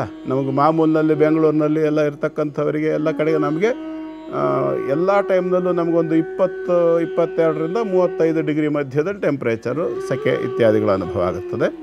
ಅದೇ ನಾವು ಘಟ್ಟದ ಕೆಳಗೆ ಕರಾವಳಿ ಪ್ರದೇಶಕ್ಕೆ ಹೋದ ನಂತರದಲ್ಲಿ ತತ್ಕ್ಷಣದಲ್ಲಿ ನಮಗೆ ಸೆಕೆ ಅನುಭವ ಆಗ್ತದೆ. ಬೇಸಿಗೆಯಲ್ಲಿ ಅಂತಲ್ಲ, ನೀವು ಡಿಸೆಂಬರ್ ಜನವರಿ ತಿಂಗಳಲ್ಲಿ ಹೋದರೂ ಆಗ್ತದೆ. ಈ ದೇವಸ್ಥಾನಕ್ಕೆ ಹೋಗುವಲ್ಲಿವರೆಗೂ ಸೆಕೆ ಆಗ್ತದೆ. ದೇವಸ್ಥಾನದ ಒಳಗಡೆ ಹೋಗಿ ಅಮ್ಮನವರ ಮುಂದೆ ದರ್ಶನಕ್ಕೆ ಕೂತ ನಂತರದಲ್ಲಿ ಯಾವ ಸೆಕೆಯೂ ಇಲ್ಲ. ಸ್ವಂತ ಅನುಭವ ಹೇಳ್ತೇನೆ. ನನಗೆ ಸಹಜವಾಗೇ ಸೆಕೆ ಜಾಸ್ತಿ, ಆದರೂ ಅಲ್ಲಿ ಕೂತಾಗ ನನಗೆ ಸೆಕೆ ಅನುಭವವೇ ಆಗಲಿಲ್ಲ. ಅಮ್ಮನವರನ್ನು ಹೀಗೆ ನೋಡ್ತಾ ಕೂತಾಗ ಆ ಒಂದು ವಿಗ್ರಹದಿಂದ ನಮಗೆ ಬರ್ತಕ್ಕಂಥ ಒಂದು ಪಾಸಿಟಿವ್ ವೈಬ್ಸ್ ಅಂತ ಹೇಳ್ತಾರಲ್ಲ, ತುಂಬ ಚೆನ್ನಾಗಿ ಅನುಭವಕ್ಕೆ ಬರ್ತದೆ ಇಲ್ಲಿ. ಮತ್ತು ಅತ್ಯಂತ ಶ್ರದ್ಧೆಯಿಂದ ದೇವಸ್ಥಾನದ ಆರಾಧನೆ ಅಂತಕ್ಕಂಥದ್ದು, ಅಮ್ಮನವರ ಸನ್ನಿಧಾನದ ಆರಾಧನೆ ಬಹಳ ಶ್ರದ್ಧೆಯಿಂದ ನಡೆಯುತ್ತೆ ಅಲ್ಲಿ. ತುಂಬ ಈ ಮಡಿವಂತಿಕೆ ಅಂತ ಹೇಳ್ತಾರಲ್ಲ, ಮಡಿ ಅಂತಂದರೆ ಶುದ್ಧಿ ಅಂತ ಅಷ್ಟೇ ನಾವು ಅರ್ಥ ಮಾಡ್ಕೋಬೇಕು. ಮಡಿ ಅಂತ ಅಂದ್ಕೂಡಲೇ ನಮ್ಮಲ್ಲೆಲ್ಲ ದಾಸರದ್ದೊಂದು ಸಾಹಿತ್ಯ ಇದೆ, ಮಡಿ ಎನ್ನುತ್ತ ಅಡಿಗಡಿಗೆ ಹಾರುವ, ಇನ್ನು ಮಡಿಗತಿ ಏನಾಯಿತು, ಮುಂದಿನ ಶಬ್ದ ಬೇಡ. ಹಾಗೆ ಇರತಕ್ಕಂಥದ್ದು ದಾಸರೆಲ್ಲ ಹೇಳಿದ್ದಾರೆ, ಮಡಿ ಒಳಗಡೆ ಇರಬೇಕೆ ಹೊರತು ಹೊರಗಡೆ ಇದ್ದರೆ ಏನು ಉಪಯೋಗ ಅಂಥೇಳಿ. ಸ್ವಾಮಿ, ಹೊರಗಡೆ ಇದ್ದರೆ ಮಾತ್ರ ಒಳಗಡೆ ಬರಲಿಕ್ಕೆ ಸಾಧ್ಯ. ನಾವು ಶಾರೀರಿಕವಾಗಿ ಭಾಗವಹಿಸಿದರೆ ಮಾತ್ರವೇ ನಮ್ಮ ಮನಸ್ಸು ತಾದಾತ್ಮ್ಯತೆಯನ್ನು ಹೊಂದುತ್ತದೆ. ಜಪ ತಪ ಅನುಷ್ಠಾನಗಳನ್ನೆಲ್ಲ ಮಾಡ್ತಕ್ಕಂಥವರು ಶರೀರವನ್ನು ಮೊದಲು ಒಂದು ಕಡೆ ಕೂರಿಸೋದನ್ನು ಅಭ್ಯಾಸ ಮಾಡಬೇಕು. ಶರೀರ ಮೊದಲು ಒಂದು ಕಡೆ ಕೂರ್ಲಿಕ್ಕೆ ಅಭ್ಯಾಸವಾದರೆ ಮನಸ್ಸು ಬಂದು ಕೂರ್ತದೆ. ಹಾಗಾಗಿ ಮಾನಸಿಕವಾಗಿ ಚಾಂಚಲ್ಯ ಇರತಕ್ಕಂಥವ್ರ ಶರೀರ ಸುಮ್ಮನೆ ಇರಲ್ಲ, ಒಂದು ಬೆರಳಾರು ಹಿಂಗೆ ಆಡ್ತಾ ಇರ್ತದೆ, ಇಲ್ಲ ಆ ಕಡೆ ಈ ಕಡೆ ನೋಡ್ತಾ ಇರ್ತಾರೆ. ಏನೋ ಒಂದು ಅವರ ಚಟುವಟಿಕೆ ಶರೀರದ ಯಾವುದೋ ಒಂದು ಭಾಗ ಆದ್ರೂ, ಕಣ್ಣು ಕಿವಿಯಲ್ಲಿ ಓಡಾಡೋದಿಲ್ವಲ್ಲ, ಕಣ್ಣು ಅಥವಾ ಬೆರಳು, ಕೈಯೋ ಕಾಲೋ ಅಥವಾ ಕುತ್ತಿಗೆನೋ ಏನೋ ಒಂದು ಆಡಿಸ್ತಾನೇ ಇರ್ತಾರೆ. ಬೇಕಾದ್ರೆ ಗಮನಿಸಿ ನೋಡಿ. ಮಾನಸಿಕ ಚಾಂಚಲ್ಯ ಇದ್ದವ್ರಿಗೆ ಸಾಧ್ಯ ಇಲ್ಲ. ಹಾಗಾಗಿ ಇದು ಒಂದು ವಿಚಾರ. ಅಲ್ಲಿ ಆ ಒಂದು ವ್ಯವಸ್ಥೆಯನ್ನು ಇಟ್ಟು ಪಾವಿತ್ರ್ಯತೆಯನ್ನು ಕಾಪಾಡೋದಕ್ಕೋಸ್ಕರವಾಗಿ ಮಡಿಯನ್ನು ಅನುಸರಣೆ ಮಾಡಬೇಕು. Nothing but hygienic. Social distance ಮಾಡಿ ಅಂತ ಹೇಳ್ಕೊಂಡು ಕರೋನಾ ಟೈಮಲ್ಲೆಲ್ಲ ಹೇಳಿದ್ರಲ್ಲ, ಅವಾಗ ಒಪ್ಕೊಂಡ್ವಿ ಅಲ್ವ ನಾವು. ಒಬ್ಬ ಮನುಷ್ಯ ಇನ್ನೊಬ್ಬ ಮನುಷ್ಯನ ಟಚ್ ಮಾಡಬಾರ್ದು, ವೈರಸ್ಗಳು ಬರಬಹುದು ಅಂತೇಳಿ. ಮಡಿ ಅಂತ ಅಂದ್ಕೊಂಡೇ ಮೂಗು ಮುರಿತಾರೆ. ಸೋಷಿಯಲ್ ಡಿಸ್ಟೆನ್ಸ್ ಅಂದರೆ ಒಪ್ಕೊಳ್ತೀರಿ. ಸೊ ಅಲ್ಲಿ ಸೋಷಿಯಲ್ ಡಿಸ್ಟೆನ್ಸನ್ನು ಮೇಂಟೈನ್ ಮಾಡಬೇಕಾಗ್ತದೆ. ಇವುಗಳ ಇಂದಿನ ಆಚಾರ ವಿಚಾರ ವಿಭಾಗದಲ್ಲಿ ನೀವು ಪ್ರತಿ ಬಾರಿ ಹೇಳುವಾಗಲೂ ಕೂಡ ಖಡ್ಗಮಾಲ ಒಂದು ಸ್ತೋತ್ರದ ಕುರಿತಾಗಿ ಹೇಳ್ತಿರ್ತೀರ. ನಿಮಗೆ ಬರದೇ ಹೋದರೆ ದಯವಿಟ್ಟು ಹೇಳಲೇಬೇಡಿ, ಇಲ್ಲ ಅದನ್ನು ವಿಡಿಯೋ ಆನ್ ಮಾಡಿಬಿಡಿ, ಎಲ್ಲ ಸಾಮಾಜಿಕ ಜಾಲತಾಣದಲ್ಲಿ ಸಿಗುವಂಥ ಆಡಿಯೋ ಕೇಳಿಕೊಂಡು ಮಾಡಿ ಅನ್ನೋದು ಒಂದು ಹೇಳ್ತಿರುವಾಗ ನನಗೆ ಯಾವಾಗೂ ಈ ಪ್ರಶ್ನೆ ಕೇಳಬೇಕು ಅಂತ ಇವತ್ತು ಶುಕ್ರವಾರ ಕೂಡ ಆಗಿರೋದ್ರಿಂದ ನಿಮ್ಮ ಮುಂದೆ ಈ ಪ್ರಶ್ನೆ ಇಡ್ತಾ ಇದ್ದೇನೆ. ಕೆಲವೊಮ್ಮೆ ಚಿಕ್ಕ ಚಿಕ್ಕ ಮಕ್ಕಳಿಗೆಲ್ಲ ಅವರ ತೊದಲು ನುಡಿ ಕೇಳೋದಕ್ಕೆ ತುಂಬ ಚಂದ. ಸೊ ಆ ಮಕ್ಕಳಿಗೆ ಶ್ಲೋಕವನ್ನು ಹೇಳ್ಕೊಟ್ರೆ ಹೇಗೆ ಅಂತ ಹೇಳಿ ಅಪ್ಪ ಅಮ್ಮ ಎಲ್ಲ ಶ್ಲೋಕವನ್ನು ಹೇಳ್ಕೊಡೋವಂಥದ್ದು ಅಥವಾ ಶ್ಲೋಕ ಕ್ಲಾಸಸ್ ಅಂತಲೇ ಈಗ ಎಲ್ಲೆಡೆ ಇದೆ. ಮಕ್ಕಳಾಗ್ಬೋದು ಅಥವಾ ಕೆಲವೊಬ್ಬರಿಗೆ ಕೆಲವು ಪ್ರದೇಶಗಳಲ್ಲಿ ಕೆಲವೊಂದು ಸ್ಲ್ಯಾಂಗ್ ಇರುತ್ತೆ, ಅಕಾರ ಹಕಾರ. ಅದು ತಪ್ಪು ಅಂತ ನಾನು ಹೇಳೋದಿಲ್ಲ, ಆ ಪ್ರದೇಶದ ಒಂದು ಸ್ಲ್ಯಾಂಗ್ ಅದು. ಅವರು ಆನ ಹ ಅಂತ ಉಚ್ಚರಿಸ್ತಾರೆ. ಕೆಲವು ಕಡೆ ನ ಪ್ರೊನೌನ್ಸ್ ಮಾಡೋಕ್ಕೆ ಕೆಲವು ಕಡೆ ಬರೋದಿಲ್ಲ. ಸೊ ಹಾಗಿದ್ದ ಪಕ್ಷದಲ್ಲಿ ಕೆಲವರು ಮಂತ್ರೋಚ್ಚಾರ ಮಾಡಬೇಕು ಅನ್ನೋ ಆಸಕ್ತಿ ಇದ್ರೂ ಕೂಡ ಈ ರೀತಿ ಸ್ಪಷ್ಟ ಇಲ್ಲ ಅಂತ ಇದ್ದಾಗ ಗೊತ್ತಿದ್ದೋ ಗೊತ್ತಿಲ್ಲದೆಯೋ ಹಾಗೆ ಮಾಡಿದ್ರೆ ಅಥವಾ ಮಕ್ಕಳಿಗೆ ಕಲಿಸೋದ್ರಿಂದ ಆಗುವಂಥ ತೊಂದರೆ ಏನಾದರೂ ಇರುತ್ತಾ? ನನ್ನ ಮನಸ್ಸಿನಲ್ಲಿರ್ತಕ್ಕಂಥ ಪ್ರಶ್ನೆ ನೀವು ಭಾಳ ಚೆನ್ನಾಗಿ ಕೇಳೋದು. ನಾನು ಅದಕ್ಕಾಗಿ ನಿಮಗೆ ಪೂರ್ಣ ಮಾರ್ಕ್ಸ್ ಕೊಡೋದು. ನಮ್ಮ ಕಾರ್ಯಕ್ರಮದವ್ರು ಕೇಳಿದಾಗ ಆ್ಯಂಕರ್ ಯಾರು ಕೇಳಿದ್ದೆ, ದಿವ್ಯಾ ಅಲೋರು ಅಂದರು. ಭಾಳ ಸಂತೋಷ ಅಂತಂದೆ, ನನಗೆ ಬೇಕು ಇಂಥವ್ರೆ ಅಂಥೇಳಿ. ನನ್ನನ್ನು ತಿವಿಯೋರು ಬೇಕು, ನನಗೆ ತಿವಿದ್ರೆ ಮಾತ್ರ ನಾವು ಎಡೆ ಬಿಚ್ಚೋದು. ವಿಷಯಕ್ಕೆ ಬರೋಣ. ದೇವಿ ಖಡ್ಗಮಾಲ ವಿಚಾರ ಬಂತು. ದೇವಿ ಖಡ್ಗಮಾಲ ವಿಚಾರ ಅನ್ನೋದು ಒಂದು ಸೈಡಲ್ಲಿ ಇಡೋಣ. ಯಾವುದೇ ಮಂತ್ರಗಳು ಶ್ಲೋಕಗಳು ನಾನು ಪಾಯಿಂಟ್ ತಗೋಣ. ನೋಡಿ, ಪ್ರತಿಯೊಂದು ಮಂತ್ರಕ್ಕೂ ಪ್ರತಿಯೊಂದು ಶ್ಲೋಕಕ್ಕೂ 2 ರೀತಿಯ ವ್ಯವಸ್ಥೆ ಇದೆ. ಒಂದು ಕಲಿಯೋದು, ಜಪ ಮಾಡೋದು, ಅನುಷ್ಠಾನ ಮಾಡೋದು. 3 ಸ್ಟೆಪ್ ಇದು. 2 ರೀತಿ, 3 ಸ್ಟೆಪ್. 2 ರೀತಿ ಯಾವುದು ಅಂತಂದರೆ ಕಲಿಯೋದು ಮತ್ತು ಜಪ ಮಾಡೋದು ಯಾರು ಮಾಡ್ಬೋದು. ತಪ್ಪುಚ್ಚಾರ ಬಂದ್ರೂ ತಿದ್ದುಕೊಳ್ಳುವಂಥ ಪ್ರಯತ್ನ ಮಾಡ್ತಾ ಹೋಗಬೇಕೇ ಹೊರತು ಅದನ್ನು ಹಾಗೇ ಕಂಟಿನ್ಯೂ ಮಾಡುವಂಥ ತಪ್ಪು. ಅಂದರೆ ಹಾಗೆ ಉಚ್ಚಾರಣೆ ಮಾಡಿಬಿಟ್ರೆ ಅಯ್ಯೋ ಪಾಪ ಸುತ್ಕೊಳ್ಳುತ್ತಂತೆ, ಅದು ಒಳ್ಳೇದಲ್ವಂತೆ ಅಂತ ಕೆಲವರು ಹೆದರಿಸ್ತಾರೆ. ಅವರು ಒಂದು ವಯಸ್ಸೊಂದು 27-28ಕ್ಕೆ ಬಂದಾಗ ಒಂದು ಚಿಕ್ಕದೊಂದು ಪಾಪು ಇರ್ತದೆ ಅಲ್ಲ, ಅದು ಸುತ್ಕೊಳ್ತದೆ. ಹಾಗಾಗಿ ಯಾರು ಅದ್ರ ಬಗ್ಗೆ ಯಾರೂ ತಲೆ ಕೆಡಿಸ್ಕೋಬೇಡಿ. ಅನುಷ್ಠಾನ ಅಂತ ಮಾಡುವಾಗ ಮಾತ್ರ ಒಂದು ಅಕ್ಷರ ವ್ಯತ್ಯಾಸವಾದರೂ ಯಾವ ಪಾಪು ಸುತ್ತಲ್ಲ ರೀ, ಇಷ್ಟು ನೆನ್ಪಿಟ್ಕೊಳ್ರಿ. ನೀವು ಏನೇ ತಪ್ಪು ಹೇಳಿ, ನೀವು ಬೇಕಾದ್ ಮಾಡಿ, ಯಾವ ಪಾಪನೂ ಸುತ್ಕೊಳ್ಳೋದಿಲ್ಲ. ಭಕ್ತಿ ಮುಖ್ಯ. ನೀವು ಕಲಿಯುವಂಥ ಅಭ್ಯಾಸ ಸಂದರ್ಭದಲ್ಲಿ ಸರಿಯಾಗಿ ಕಲೀರಿ. ನಾನು ಎಲ್ರಿಗೂ ಹೇಳೋದು ಒಂದೇನೆ, ಯಾರು ಯಾವುದನ್ನು ಬೇಕಾದರೂ ಕಲೀರಿ, ಏನೂ ತಪ್ಪಿಲ್ಲ. ಗಾಯತ್ರಿ ಜಪ ಕಲಿತೀರಾ, ಕಲೀರಿ. ವೇದ ಮಂತ್ರಗಳು ಕಲಿತೀರಾ, ಕಲೀರಿ. ಏನೂ ತಪ್ಪಿಲ್ಲ, ಸರಿಯಾಗಿ ಕಲೀರಿ, ಯಾವ ತಪ್ಪು ಇಲ್ಲ. ಹಂಗೆ ನೀವು ಬ್ರಾಹ್ಮಣರಿಂಗೆಲ್ಲ ಹೇಳ್ತಿರಲ್ಲ, ಬ್ರಾಹ್ಮಣ ಆಗಿರೋದಕ್ಕಾಗಿ ಧೈರ್ಯವಾಗಿ ಹೇಳ್ತಾ ಇದ್ದೀನಿ, ಕಲೀರಿ. ಕಲಿಯೋದಕ್ಕೆ ಬೇಕಾದಂಥ ಯೋಗ್ಯತೆಯನ್ನು ಇಟ್ಕೊಳ್ಳಿ. ಯೋಗ್ಯತೆ ಅನ್ನೋ ಪದ ಭಾಳ ದೊಡ್ಡದಾಯ್ತೇನೋ, ಅರ್ಹತೆಯನ್ನು ಇಟ್ಕೊಳ್ಳಿ. ಕನಿಷ್ಠ ಕಲೀರಿ. ಕಲಿತ ನಂತರದಲ್ಲಿ ಅದನ್ನು ಬೆಳೆಸ್ಕೊಳ್ಳಿ, ಉಳಿಸ್ಕೊಳ್ಳಿ. ಇದೆಲ್ಲದನ್ನು ಅನುಷ್ಠಾನ ಮಾಡೋದು ಅಂತೇಳಿ ಬಂದಾಗ ಸರಿಯಾದ ಉಚ್ಚಾರ ಆಗಲಿಲ್ಲ ಅಂತ ಇಟ್ಕೊಳ್ಳಿ, ಪಾಪ ಬರೋದಿಲ್ಲ. ಇಷ್ಟು ನೆನ್ಪಿಟ್ಕೊಳ್ಳಿ, ನೀವು ತಪ್ಪು ಉಚ್ಚಾರ ಮಾಡಿದ್ರೂ ಪಾಪ ಬರೋದಿಲ್ಲ, ಬೇಕಾದ ಫಲ ಬರೋದಿಲ್ಲ. ಒಂದು ಮೊದಲನೇದಾಗಿ ತಪ್ಪು ಉಚ್ಚಾರ ಮಾಡಿದ್ರೆ 2 ರೀತಿಯ ಸಮಸ್ಯೆ ಬರುತ್ತೆ. ತಪ್ಪು ಉಚ್ಚಾರ ಮಾಡಿದ್ರೆ 2 ಸಮಸ್ಯೆ.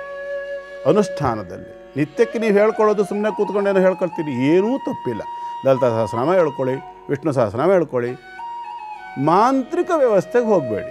ಯಾಕೆ ಅಂತಂದರೆ ಮಾಂತ್ರಿಕ ವ್ಯವಸ್ಥೆ ಅಂತಂದರೆ ಮಾಟ ಮಂತ್ರ ಅಂತ ಅಂದ್ಕೊಂಡ್ಬಿಟ್ಟಿರ, ಮತ್ತು ಅದು ಅಲ್ಲ. ಮಂತ್ರಕ್ಕೆ ಸಂಬಂಧಪಟ್ಟಿರ್ತಕ್ಕಂಥ ವ್ಯವಸ್ಥೆಗೆ ಹೋಗಬೇಡಿ. ಶ್ಲೋಕ ಬೇರೆ, ಮಂತ್ರ ಬೇರೆ.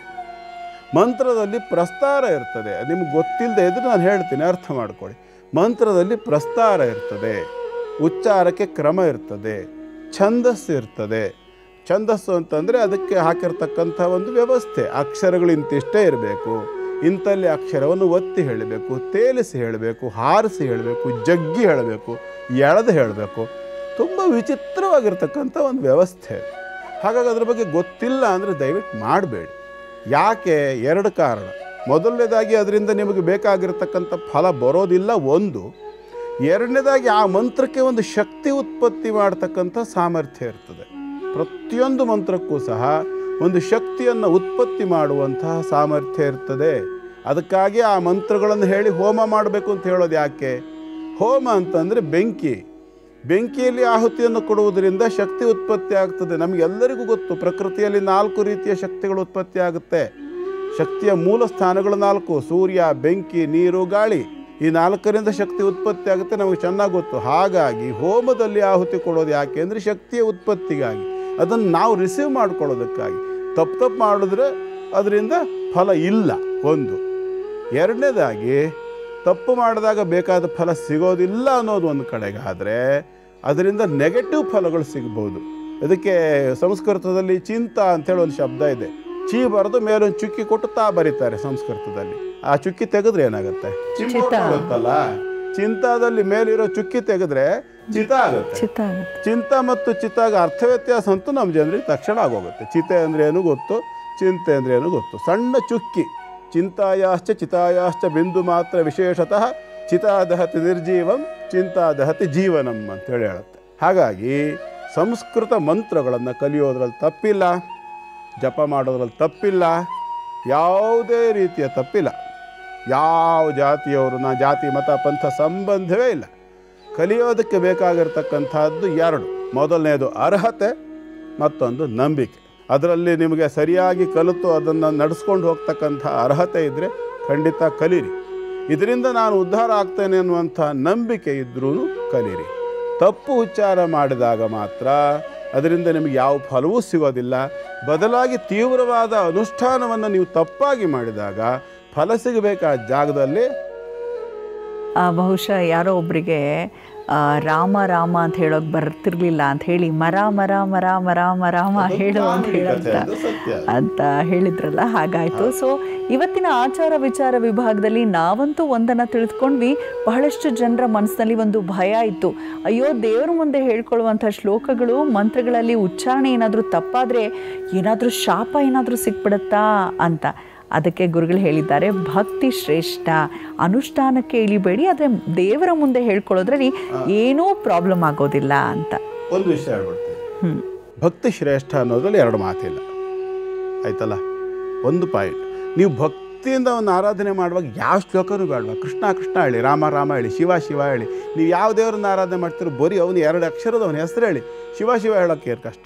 ಕೃಷ್ಣ ಕೃಷ್ಣ ರಾಮ ರಾಮ, ಯಾವ್ದು ನಿಮ್ಮ ಮನೆ ದೇವರು, ನಿಮಗೆ ಇಷ್ಟವಾದ ದೇವರು, ಆ ದೇವ್ರ ಹೆಸರು ಹೇಳೋದಕ್ಕೆ ಯಾವ ಮಂತ್ರವೂ ಬೇಡ, ಯಾವ ಶ್ಲೋಕವೂ ಬೇಡ. ಭಕ್ತಿ ಇದೆಯಾ, ಪ್ರಾಮಾಣಿಕವಾದ ಭಕ್ತಿ ಇದ್ರೆ ಯಾವ ಮಂತ್ರ ಶ್ಲೋಕದ ಯಾವ ಅಗತ್ಯ ಇಲ್ಲ, ನೀವು ಬೇಕಾದ ಫಲ ಸಿಕ್ಕೇ ಸಿಕ್ಕತ್ತೆ. ಹಿರಿಯರೆಲ್ಲ ಏನು ಹೇಳ್ತಿದ್ರು ನೆನಪಿಸ್ಕೊಳ್ಳಿ, ರಾಮ ರಾಮ ಅನ್ನೋರು, ಮಾತದು ಕೃಷ್ಣ ರಾಮ ಕೃಷ್ಣ ಅನ್ನೋರು. ಗುರುಗಳೇ, ಇವತ್ತು ಕ್ಷೇತ್ರ ಮಹಿಮೆಯಲ್ಲಿ ನೀವು ಕರಿಕಾನ ಪರಮೇಶ್ವರಿಯ ಕುರಿತಾಗಿ ತಿಳಿಸ್ಕೊಡ್ತಾ ಇದ್ರಿ. ಇನ್ನೊಂದು ವಿಶೇಷವಾದ ಮಹತ್ವವಿದೆ ಅಂತ ತಿಳಿಸ್ತಾ ಇದ್ರಿ. ಅಷ್ಟರೊಂದು ಪುಟ್ಟ ವಿರಾಮ ತೆಗೆದುಕೊಂಡ್ವಿ ನಾವು. ಅದರ ಜೊತೆಗೆ ಆ ಒಂದು ವಿಶೇಷತೆ ತಿಳಿಸ್ಕೊಳ್ಳೋದ್ರ ಜೊತೆಗೆ ಆ ಕ್ಷೇತ್ರಕ್ಕೆ ಹೋದಾಗ ಎಂತಹ ದೋಷವನ್ನು ಕಳೆದುಕೊಳ್ಬಹುದು ನಾವು.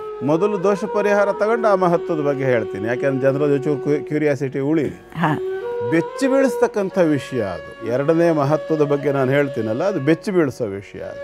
ಹಾಗಾಗಿ ಸ್ವಲ್ಪ ಕಾಯಲಿ ನಮ್ಮ ಜನ. ದೋಷ ಪರಿಹಾರ ವಿಭಾಗದಲ್ಲಿ ಪ್ರಶ್ನೆ ನೀವು ಕೇಳಿದ್ರಲ್ಲ, ಅಲ್ಲಿ ಯಾವ ರೀತಿಯ ದೋಷ ಪರಿಹಾರವಾಗ್ತದೆ? ಅಲ್ಲಿ ಐಶ್ವರ್ಯ ರೂಪಿ ಮತ್ತು ಮೂಲ ಪ್ರಕೃತಿ ಸ್ವರೂಪಿ ಅವಳು ರಕ್ಷಣೆ ಮೊದಲನೇದು.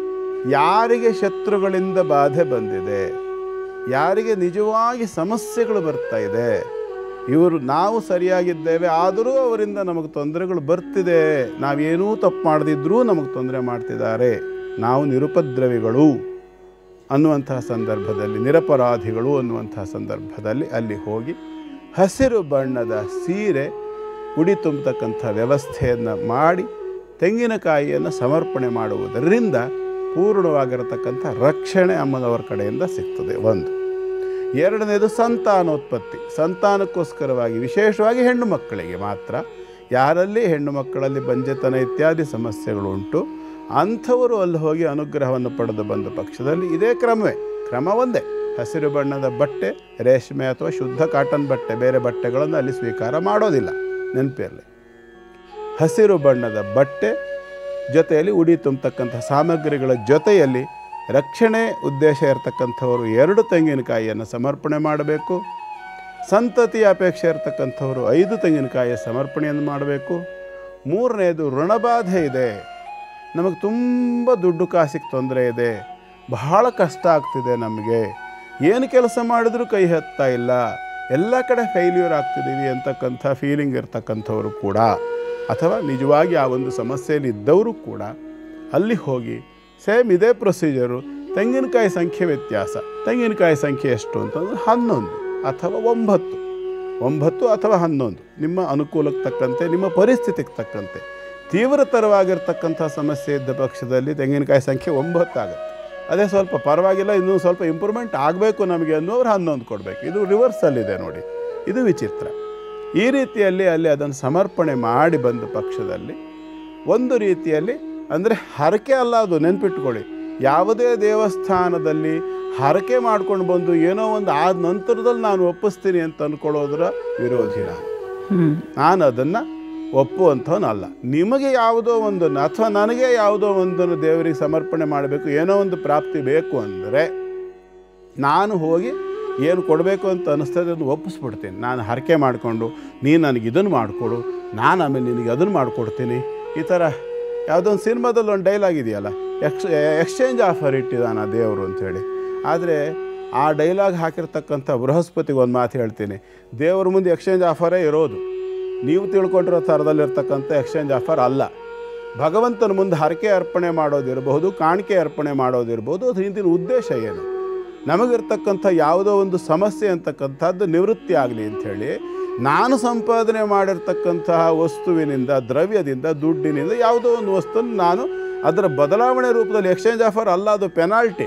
ನನಗೆ ಇವತ್ತು ಈ ಪರಿಸ್ಥಿತಿ ಬಂದಿದೆ ಹೇಳಿ, ಆದರೆ ನಾನೇ ಮಾಡ್ಕೊಂಡಿರ್ತಕ್ಕಂಥ ಯಾವುದೋ ಒಂದು ಕಾರಣ ಅನ್ನೋದನ್ನು ಮನವರಿಕೆ ಮಾಡಿಕೊಂಡು ಭಗವಂತ ನಾನೇ ಮಾಡಿಕೊಂಡು ತಪ್ಪಿನಿಂದ ನನಗೆ ಬಂದಿರತಕ್ಕಂಥ ಈ ಒಂದು ಪರಿಸ್ಥಿತಿಯನ್ನು ಕಳ್ಕೊಳ್ಳೋದಕ್ಕೋಸ್ಕರವಾಗಿ ನಾನು ಮಾಡಿರ್ತಕ್ಕಂಥ ತಪ್ಪಿಗೆ ನಾನು ಈ ರೂಪದಲ್ಲಿ ನಿನಗೆ ದಂಡವನ್ನು ಕಟ್ತಾ ಇದ್ದೇನೆ, ಇದು ಪೆನಾಲ್ಟಿ ಹಾಕಿದೆಯಾ ನನಗೆ ಈ ಶಿಕ್ಷೆ, ಈ ಒಂದು ತೊಂದರೆ ಅಥವಾ ಈ ಕಷ್ಟ ಅನ್ನುವಂಥ ಶಿಕ್ಷೆಯನ್ನು ನೀನು ನನಗೆ ಪೆನಾಲ್ಟಿ ರೂಪದಲ್ಲಿ ಇಟ್ಟಿದೆಯಾ, ಇದಕ್ಕೆ ಪೆನಾಲ್ಟಿಯನ್ನು ನಾನು ಇಂಥ ವಸ್ತುವಿನ ರೂಪದಲ್ಲಿ ಕೊಡ್ತೀನಿ, ಕೇವಲ ದುಡ್ಡಿನ ರೂಪದಲ್ಲಿ ಪೆನಾಲ್ಟಿ ಆಗಬೇಕು ಅಂತಿಲ್ಲ. ಅರ್ಥ ಆಯ್ತಲ್ಲ? ಸಿಗ್ನಲ್ ಜಂಪ್ ಆದ ಅಂತ ಅಂದ್ಕೊಂಡೆ ಮುಂದೆ ಸಿಗ್ನಲಲ್ಲಿ ಹಿಡಿದುಕೊಂಡೆ ದುಡ್ಡು ಕೊಟ್ಟರೆ ಆಗುತ್ತಲ್ವ? ನಾವು ಎಲ್ಲದನ್ನೂ ಹೇಳೋದು ಸರಿ ಹೋಗೋದಿಲ್ಲ. ಆದರೆ ಇಲ್ಲಿ ಇರ್ತಕ್ಕಂಥದ್ದು ದೇವತೆಗಳಿಗೆ ಹರಕೆಯನ್ನು ಒಪ್ಪಿಸ್ತಕ್ಕಂಥದ್ದು ಎಕ್ಸ್ಚೇಂಜ್ ಆಫರ್ ಅಲ್ಲ. ನಾವು ಮಾಡಿರ್ತಕ್ಕಂತಹ ತಪ್ಪಿನಿಂದ ನಮಗೆ ಬಂದಿರುವಂಥ ಕಷ್ಟಕ್ಕೆ ನಾವು ಕೊಟ್ಟುವಂತಹ ದಂಡ, ಅದು ಪೆನಾಲ್ಟಿ ಯಾವ ರೂಪದಲ್ಲ ಅದು. ಹೀಗೆ ಅಲ್ಲಿ ಹೋಗಿ ಸಮರ್ಪಣೆಯನ್ನು ಮಾಡಿ ಅನುಗ್ರಹವನ್ನು ಪಡೆದು ಬಂದ ಪಕ್ಷದಲ್ಲಿ ದೋಷಗಳು ಪರಿಹಾರವಾಗ್ತದೆ. ಇಂತಿಷ್ಟು ದಿವಸಗಳಲ್ಲಿ ಅಂತ ಹೇಳುವಂಥ ಒಂದು ರೀತಿಯಲ್ಲಿ ನಾವು ಮನಸ್ಸಿನಲ್ಲಿ ಅಂದುಕೊಳ್ಳಬಹುದು, ಏನು ತಪ್ಪಿಲ್ಲ. ಆ ನಂತರದಲ್ಲಿ ಕೂಡ ಬೇಕಾದರೆ ಹೋಗಿ ಕ್ಷೇತ್ರಕ್ಕೆ ಏನೋ ಒಂದು ಸೇವೆಯನ್ನು ಕೈಯಾರೆ ಸಮರ್ಪಣೆ ಮಾಡಿ ಬರೋದರಲ್ಲಿ ಇನ್ನಷ್ಟು ಉತ್ತಮವಾದಂಥ ಫಲಗಳನ್ನು ಈ ಒಂದು ಸ್ಥಾನದಲ್ಲಿ ದುರ್ಗಾ ಪರಮೇಶ್ವರಿಯ ಕ್ಷೇತ್ರ, ಕರಿಕಾನ ಪರಮೇಶ್ವರಿ, ದುರ್ಗಾ ಪರಮೇಶ್ವರಿ ಅಂತ ಅಲ್ಲಿ ಹೇಳೋದಿಲ್ಲ ಅವರು, ಕರಿಕಾನ ಅಮ್ಮ ಅಂತಲೇ ಹೇಳ್ತಾರೆ, ಪರಮೇಶ್ವರಿ ಅಂತ ಹೇಳ್ತಾರೆ. ಅಲ್ಲಿರ್ತಕ್ಕಂಥ ಈ ಸನ್ನಿಧಾನದಲ್ಲಿ ಒಂದು ಇಷ್ಟು ಮಹಿಮೆ ಮಹಾತ್ಮೆ ಅಂತಕ್ಕಂಥದ್ದು ಉಂಟು. ಇನ್ನೊಂದು ವಿಚಾರ ಕೇಳಿದ್ದೇನೆ, ಅಂದರೆ ಇನ್ನೊಂದು ವಿಷಯವನ್ನು ಹೇಳ್ತೇನೆ ನಾನು ನಿಮಗೆ. ಬೆಚ್ಚಿ ಬೀಳಿಸುವಂಥ ವಿಚಾರ, ಬೆಚ್ಚಿ ಬೀಳಿಸ್ತಕ್ಕಂಥ ವಿಚಾರ ಏನಿದು ಅದ್ಭುತವಾಗಿರ್ತಕ್ಕಂಥದ್ದು. ಹಿಂದೆ ನಡೀತಿದ್ದಂಥದ್ದು ಈಗ ಆ ವ್ಯಕ್ತಿ ಇಲ್ಲ. ಹಾಗಾಗಿ ಈಗ ಯಾರು ಮತ್ತೆ ಇದು ಅಂತ ಗೊತ್ತಿಲ್ಲ. ಅಲ್ಲಿ ಅಮ್ಮನವರ ವಾಹನ ಯಾವುದು ಹೇಳಿದ್ದೆ? ಹುಲಿ ಅಂತ ಹೇಳಿ. ಹುಲಿ.